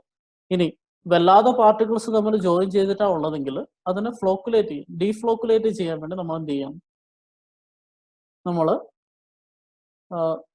ഫ്ലോക്കുലേറ്റിംഗ് ഏജൻസ്, ഡീഫ്ലോക്കുലേറ്റിംഗ് ഏജൻസ് ആഡ് ചെയ്യും. അതിന്റെ എക്സാമ്പിൾ ആണ് സോഡിയം ഹെക്സാമെറ്റാഫോസ്ഫേറ്റ്. അത് ഉപയോഗിച്ച് നമുക്ക് ഡീഫ്ലോക്കുലേറ്റ് ചെയ്യാം. സോ സെക്കൻഡ് സ്റ്റെപ്പിൽ ഇത്രയാണ് ചെയ്യുന്നത്. നമ്മൾ സോയിൽ സാമ്പിൾ എടുത്തതിനെ വാട്ടറിൽ സോക്ക് ചെയ്ത് വെക്കുന്നു. മിനിമം 1 മണിക്കൂർ നേരം സോക്ക് ചെയ്ത് വെക്കും. അതിനുശേഷം എന്താ ചെയ്യുന്നതെന്ന് വെച്ചാൽ 75 മൈക്രോൺ സീവ് നമ്മൾ എടുത്തു. 75 മൈക്രോൺ സീവിൽ നമ്മളിപ്പോൾ വെള്ളം മുക്കി വെച്ചിരിക്കുന്ന സാധനം 1 മണിക്കൂറേ ആയിട്ടുള്ളൂ. സോ ആ സ്ലറി എടുത്തിട്ട് 75 മൈക്രോൺ സീവിലോട്ട് ഒഴിച്ച് അതിൻ്റെ അകത്തോട്ട് ജെറ്റ് ഓഫ് വാട്ടർ, നമ്മളൊരു പൈപ്പ് തുറന്ന് വെള്ളം പാസ് ചെയ്യിക്കുന്നു. ഓക്കെ. സോ നമ്മൾ മിക്സ് ചെയ്ത് വാട്ടറിൽ സോക്ക് ചെയ്ത് വെച്ച സോയിൽ സാമ്പിൾ 75 മൈക്രോണിൽ എടുത്ത് അതിൻ്റെ അകത്തൂടെ അരിക്കുന്നു. അതിൽ വാട്ടർ ജെറ്റ് ഓഫ് വാട്ടർ നമ്മൾ ഒഴിക്കുന്നു. അങ്ങനെ ഒഴിച്ചൊഴിച്ച് ഒരു സ്റ്റേജിൽ ഇതിൽ കൂടെ പാസ് ചെയ്യുന്ന വെള്ളത്തിന് ക്ലിയർ വാട്ടർ ആയിരിക്കും അല്ല. കുറേ നേരം കഴിഞ്ഞ് കഴിയുമ്പോൾ ചെളിയൊക്കെ പോയി ക്ലിയർ വാട്ടർ ആയി കഴിഞ്ഞാൽ അവിടെ നമ്മൾ സ്റ്റോപ്പ് ചെയ്യും. ഓക്കെ. സോ സ്റ്റെപ്പ് 3 നമ്മൾ 75 മൈക്രോൺ സീവിൽ കൂടെ സ്ലറി വാഷ് ചെയ്യുന്നു until the water becomes clear. ഇനി അടുത്ത സ്റ്റേജിൽ നമ്മൾ ചെയ്യാൻ പോകുന്നത് ഈ 75 മൈക്രോണിൽ ഇനി ബാക്കിയുള്ളതെന്ന് വെച്ചാൽ ഈ ചെറിയ പാർട്ടിക്കിൾസ് ഒക്കെ പോയി കൃത്യമായിട്ട് 75 മൈക്രോണിനേക്കാൾ കൂടുതൽ സൈസുള്ള പാർട്ടിക്കിൾസ് ആയിരിക്കും നനഞ്ഞിട്ടുണ്ടാവും. ആ നനഞ്ഞിരിക്കുന്ന 75 മൈക്രോൺ സീവിൽ റിട്ടേൺ ചെയ്യുന്ന പാർട്ടിക്കിൾസിനൊക്കെ എടുത്ത് നമ്മൾ ചൂടാക്കുന്നു. ഓക്കെ. അങ്ങനെ ഓവനിൽ വെച്ച് ചൂടായി കിട്ടുന്ന ഡ്രൈ സോയിലിൽ നമ്മൾ എന്ത് ചെയ്യണം, വീണ്ടും ഡ്രൈ സീവ് അനാലിസിസ് ചെയ്യാം. സോ വെറ്റ് സീവ് അനാലിസിസ് എന്ന് പറഞ്ഞാൽ നമ്മൾ ഡ്രൈ സീവ് അനാലിസിസിന് വേണ്ടി ആ സോയിൽ സാമ്പിളിൽ ഒരുക്കുകയാണ് ചെയ്തു വെച്ചിരിക്കും. സോ എന്താണ് അതിന് വേണ്ടി ചെയ്യേണ്ടത്? 5% കൂടുതൽ ഫൈൻ പാർട്ടിക്കിൾസ് എന്ന് പറഞ്ഞാൽ അതിന്റെ അർത്ഥം ഒരു എന്ന് വെച്ചാൽ ഫൈൻ ഫ്രാക്ഷൻ അല്ല, എന്ന് വെച്ചാൽ ഫൈൻ ഗ്രേഡ് സോയിൽ സെഡിമെന്റേഷൻ അനാലിസിസിലോട്ട് പോകേണ്ട കാര്യമില്ല. നമുക്ക് ആവശ്യമുള്ള സീവ് അനാലിസിസ് തന്നെയാണ്, പക്ഷെ ഫൈൻ കുറച്ച് കൂടുതലാണ്.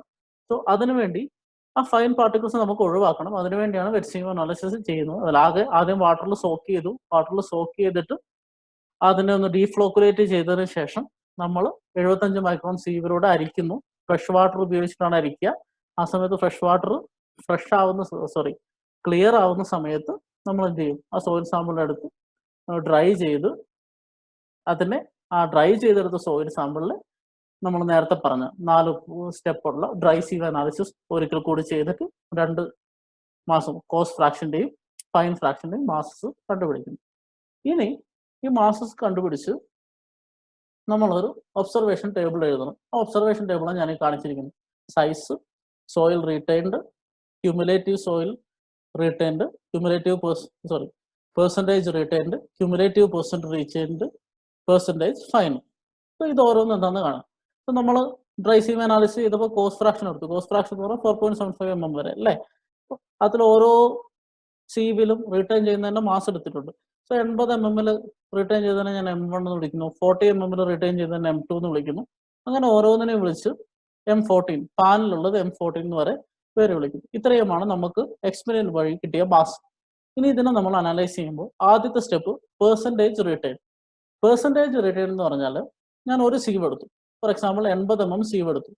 80 mm സീവിൽ റീറ്റൈൻ ചെയ്തത് ടോട്ടൽ മാസിന്റെ എത്ര ശതമാനമാണ്?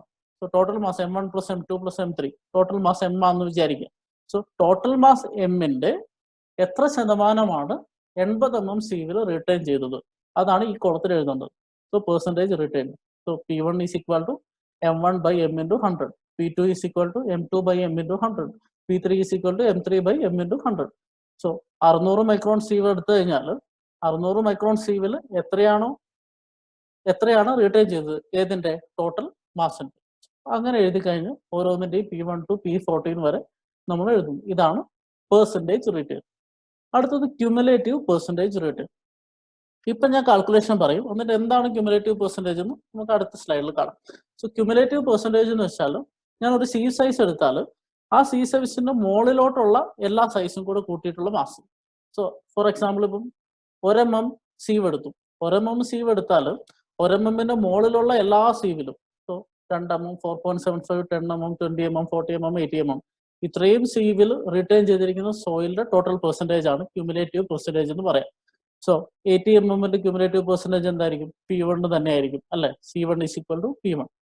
P2 എന്ന് പറഞ്ഞാൽ 40 mm. 40 mm മുകളിൽ ഏതൊക്കെയുണ്ട്? 40 mm, 80 mm ഉണ്ട്. സോ P1 + P2 ആയിരിക്കും അതിന്റെ ക്യുമുലേറ്റീവ്. 3 P1 + P2 + P3. അടുത്ത് P1 + P2 + P4. അങ്ങനെ അവസാനം പാനിലുള്ളത് P1 + P2 + P3 + 4 etcetera up to P15. ഇത് എത്രയായിരിക്കും? എന്നാലോചിച്ച് നോക്കി. സോ പെർസെൻറ്റേജ് ആണ്. പെർസെൻറ്റേജിന്റെ ടോട്ടൽ 100% ആയിരിക്കും. സോ ഇവിടെ തൊട്ട് ആഡ് ചെയ്ത് വരുമ്പോൾ പാനിലുള്ളതെന്ന് വെച്ചാൽ എല്ലാം കൂടെ അവസാനം ഉള്ള സോയിൽ പാർട്ടിക്കിൾസ് അടക്കം ഉള്ളതാണ്. അതിന്റെ മുകളിലോട്ടുള്ളതെന്ന് വെച്ചാൽ ടോട്ടൽ സോയിൽ സാമ്പിളിന്റെ മാസമാണ്. So it will be 100%. അതൊരു ചെക്കായിട്ട് നമുക്ക് ഉപയോഗിക്കും. സോ ക്യുമുലേറ്റീവ് പെർസെൻറ്റേജ് റിട്ടേൺ എന്ന് വെച്ചാൽ ഏതെങ്കിലും ഒരു സീവ് സൈസ് എടുത്താൽ ആ സീവ് സൈസിന്റെ മുകളിലോട്ടുള്ള ആ സീവ് സൈസിനേക്കാൾ കൂടുതൽ അല്ലെ, ആ സീവ് സൈസിനേക്കാൾ വലിയ പാർട്ടിക്കിൾസിലുള്ള ടോട്ടൽ മാസാണ് ക്യുമുലേറ്റീവ് പെർസെൻറ്റേജ് റിട്ടേൺ. സോ നമ്മൾ കണ്ടുപിടിക്കാൻ പോകുന്നത് പെർസെൻറ്റേജ് ഫൈനർ ആണ്. സോ ക്യുമുലേറ്റീവ് പെർസെൻറ്റേജ് എന്ന് പറഞ്ഞാൽ ആ സീവ് സൈസിനേക്കാൾ കൂടുതൽ എത്രയുണ്ടെന്നായിരുന്നു. സോ പെർസെൻറ്റേജ് ഫൈനർ എന്ന് വെച്ചാൽ ആ സീവ് സൈസിനേക്കാൾ കുറവ് എത്രയാണ്, അതായത് ആ സീവിൽ കൂടെ പാസ് ചെയ്യുന്ന എത്ര പാർട്ടിക്കിൾ ഉണ്ടെന്നാണ് കണ്ടുപിടിക്കുക. സോ ഒന്നാമത്തെ 80 mm എത്രയായിരിക്കും? 100 - C1. അടുത്ത് 100 - C2, 100 - C3, അങ്ങനെ 100 - C13 വരെ. പാനിന്റെ നമുക്ക് ആവശ്യമില്ല, പാനിൽ കൂടെ ഒന്നും പാസ് ചെയ്യുന്നില്ല. So it is 0. So it's irrelevant അല്ലേ. സോ പെർസെൻറ്റേജ് ഫൈനർ എന്ന് പറഞ്ഞാൽ ഒരു സീവ് സൈസ് എടുത്താൽ ആ സീവ് സൈസിൽ കൂടെ പാസ് ചെയ്യുന്ന പാർട്ടിക്കിൾസിന്റെ മാസാണ് പെർസെൻറ്റേജ്. പാർട്ടിക്കിൾസിന്റെ മാസിന്റെ പെർസെൻറ്റേജ്, ടോട്ടലിൽ എത്ര പാസ് ചെയ്യുന്നു എന്നുള്ളതിന്റെ പെർസെൻറ്റേജ് ആണ് എന്ത്? Percentage finer. ഇനി നമ്മൾ ഈ എക്സ്പെരിമെന്റിൽ ചെയ്യുന്നത് ഒരു ഗ്രാഫ് വരയ്ക്കും. ഗ്രാഫ് സെമി ലോഗ് ഗ്രാഫ് ആണ്. അതായത് എക്സ് ആക്സിസിൽ യൂഷ്വൽ ആക്സിസും സോറി എക്സ് ആക്സിസിൽ ലോഗ് ആക്സിസും വൈ ആക്സിസിൽ യൂഷ്വൽ ആക്സിസും. എക്സ് ആക്സിസിലുള്ള പാർട്ടിക്കിൾ സൈസ് ആണ്, വൈ ആക്സിസിലുള്ളത് പെർസെൻറ്റേജ് ഫൈനർ ആണ്. അങ്ങനെയുള്ള വരയ്ക്കുന്ന ഗ്രാഫിനെ നമ്മൾ പാർട്ടിക്കിൾ സൈസ് ഡിസ്ട്രിബ്യൂഷൻ കർവ് എന്ന് പറയും. ഈ പാർട്ടിക്കിൾ സൈസ് ഡിസ്ട്രിബ്യൂഷൻ കർവാണ് സീവ് അനാലിസിസിന്റെ ഔട്ട്പുട്ട് എന്ന് പറയും. ആ കർവിന്റെ ഷേപ്പ് വെച്ച് നമ്മൾ സോയിലിനെ ക്ലാസിഫൈ ചെയ്യും. അതിനകത്ത് നിന്ന് കിട്ടുന്ന കുറച്ച് ക്വാണ്ടിറ്റീസ് വെച്ച് ഷേപ്പും സോയിലിന്റെ പ്രോപ്പർട്ടീസ് ഒക്കെ നമ്മൾ പറയും. അത് നമ്മൾ അടുത്ത ക്ലാസ്സുകളിൽ ഡിസ്കസ് ചെയ്യും. അപ്പോൾ ജസ്റ്റ് നമ്മളിപ്പോൾ പറഞ്ഞ സാധനങ്ങൾ ഒന്നുകൂടെ നോക്കാം. ഒന്നാമത് കുമുലേറ്റീവ് പെർസെൻറ്റേജ് റിട്ടേൺ ആയിരുന്നു. ഞാനവിടെ ഒരു ഫിഗർ കാണിച്ചിട്ടുണ്ട്. ആ ഫിഗറിൽ നോക്കുക. XMM എന്ന് പറഞ്ഞ സൈസുള്ള ഒരു സീവ് ആണെങ്കിൽ ആ XMM സീവ് സൈസിലുള്ള ക്യുമുലേറ്റീവ് പെർസെൻറ്റേജ് എന്ന് വെച്ചാൽ അതിനേക്കാൾ മുകളിൽ, ഇതാണ് അതിന്റെ ബൗണ്ടറി അല്ലേ, അതിനേക്കാൾ മുകളിൽ ഉള്ള ടോട്ടൽ സീവുകളിലുള്ള റിട്ടേൺ ചെയ്ത സോയിലിന്റെ മാസാണ്. അപ്പൊ അതിന്റെ അർത്ഥം എന്താ?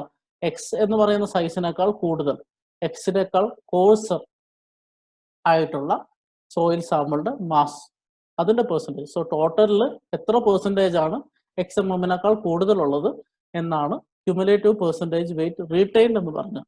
Okay, so it is the total mass of particles larger than XMM. Okay, അടുത്തത് percentage finer or percentage passing. അത് എന്തിന്റെ മെഷർ ആയിരിക്കും? അപ്പോൾ ഇതെന്ന് വെച്ചാൽ ആ സൈസിനേക്കാൾ കൂടുതലാണെങ്കിൽ ഇത് ആ സൈസിനേക്കാൾ കുറവ് എന്ന് വെച്ചാൽ ആ സീവ് എടുത്തു കഴിഞ്ഞാൽ, ഇപ്പോൾ 60 mm സൈസിന്റെ പെർസെൻറ്റേജ് ഫൈനർ എന്ന് പറഞ്ഞാൽ 60 mm സീവ് എടുത്തു കഴിയുമ്പോൾ ഒരു സോയിൽ സാമ്പിളിൽ ടോട്ടൽ ആ സോയിൽ സാമ്പിൾ എടുത്ത് സീവ് ചെയ്ത് കഴിയുമ്പോൾ 60 mm കൂടെ പാസ് ചെയ്യുന്ന ടോട്ടൽ വെയിറ്റ് ഡിവൈഡഡ് ബൈ അതിന്റെ ടോട്ടൽ മാസ് ഇൻറ്റു 100. അതായത് ടോട്ടൽ മാസിന്റെ എത്ര പെർസെൻറ്റേജ് ആണ് ആ സീവിൽ കൂടെ പാസ് ചെയ്യുന്നതിനുള്ള അളവാണ് പെർസെൻറ്റേജ് ഫൈനർ എന്ന് പറയാം. So it is the total mass of the particles smaller than size XMM. Okay, ഇനി സ്മോളർ എന്ന് പറഞ്ഞാൽ അതിന്റെ അർത്ഥം എന്താ? ഇറ്റ് ഈസ് ഫൈനർ അല്ലെ, അതിനേക്കാൾ ഫൈനർ ആയിട്ടുള്ള പാർട്ടിക്കിൾസ് ആണ്. സോ XMM-നേക്കാൾ ഫൈനർ ആയിട്ടുള്ള പാർട്ടിക്കിൾസിന്റെ പെർസെൻറ്റേജ് ആണ് ഈ പെർസെൻറ്റേജ് ഫൈനർ എന്ന് പറയുന്നത്. അതുകൊണ്ടാണ് അതിന് പെർസെൻറ്റേജ് ഫൈനർ അല്ലെങ്കിൽ പെർസെൻറ്റേജ് പാസിംഗ് എന്ന് വിളിക്കുന്നത്. ഇനി ഈ പെർസെൻറ്റേജ് ഫൈനർ വെച്ച് Y ആക്സിസിലും X ആക്സിസിലും സൈസ് ഓഫ് പാർട്ടിക്കിൾ വെച്ചും പ്ലോട്ട് ചെയ്യുന്ന ഗ്രാഫിന്റെ പേരാണ് പാർട്ടിക്കിൾ സൈസ് ഡിസ്ട്രിബ്യൂഷൻ കർവ്. ഞാൻ നേരത്തെ പറഞ്ഞ പോലെ ഒരു സെമി ലോഗ് ഗ്രാഫാണിത്. ഇതിന്റെ X ആക്സിസിൽ ലോഗ് സ്കെയിലില്, Y ആക്സിസിൽ യൂഷ്വൽ സ്കെയിലായിരിക്കും. സോ ഇവിടെ ഒരു പ്ലോട്ടിന്റെ സൈസ് നമ്മൾ വരച്ച ഒരു എക്സാമ്പിൾ ആണിത്. അതിന്റെ പാർട്ടിക്കിൾ സൈസ് ഡിസ്ട്രിബ്യൂഷൻ കർവ് കാണാം. ഈ ഷേപ്പ് വെച്ച് ഇനി ഇതിൻ്റെ അകത്ത് നിന്ന് കുറെ കോഎഫിഷ്യൻസ് നമ്മൾ കണ്ടുപിടിക്കും. ആ കോഎഫിഷ്യൻസ് വെച്ച് ആ സോയിലിനെ നമ്മൾ ക്ലാസിഫൈ ചെയ്യും, എത്ര ഗ്രേഡിംഗ് ഉള്ള സോയിലാണെന്നൊക്കെ. അത് നമ്മൾ വരുന്ന ക്ലാസ്സുകളിൽ കാണും. അപ്പോൾ നമുക്ക് കുറച്ചുകൂടി ഡീറ്റെയിൽ ആയിട്ട് എന്താണ് പാർട്ടിക്കിൾ സൈസ് ഡിസ്ട്രിബ്യൂഷൻ, അതിൻ്റെ അകത്ത് നിന്ന് ഡിറൈവ് ചെയ്തെടുക്കുന്ന വാല്യൂസും കോഎഫിഷ്യൻ്റും ഒക്കെ എങ്ങനെയാണ് സോയിൽ ക്ലാസിഫൈ ചെയ്യുന്നതെന്ന് കൂടുതലായിട്ട് അടുത്ത ക്ലാസ്സുകളിൽ നമുക്ക് കാണാം. ഇപ്പോൾ നമ്മൾ പറഞ്ഞത് 75 മൈക്രോൺ സീവിനേക്കാൾ കൂടുതലുള്ള സോയിലിനെ എങ്ങനെ പാർട്ടിക്കിൾ സൈസ് ഡിസ്ട്രിബ്യൂഷൻ ചെയ്യുന്നു.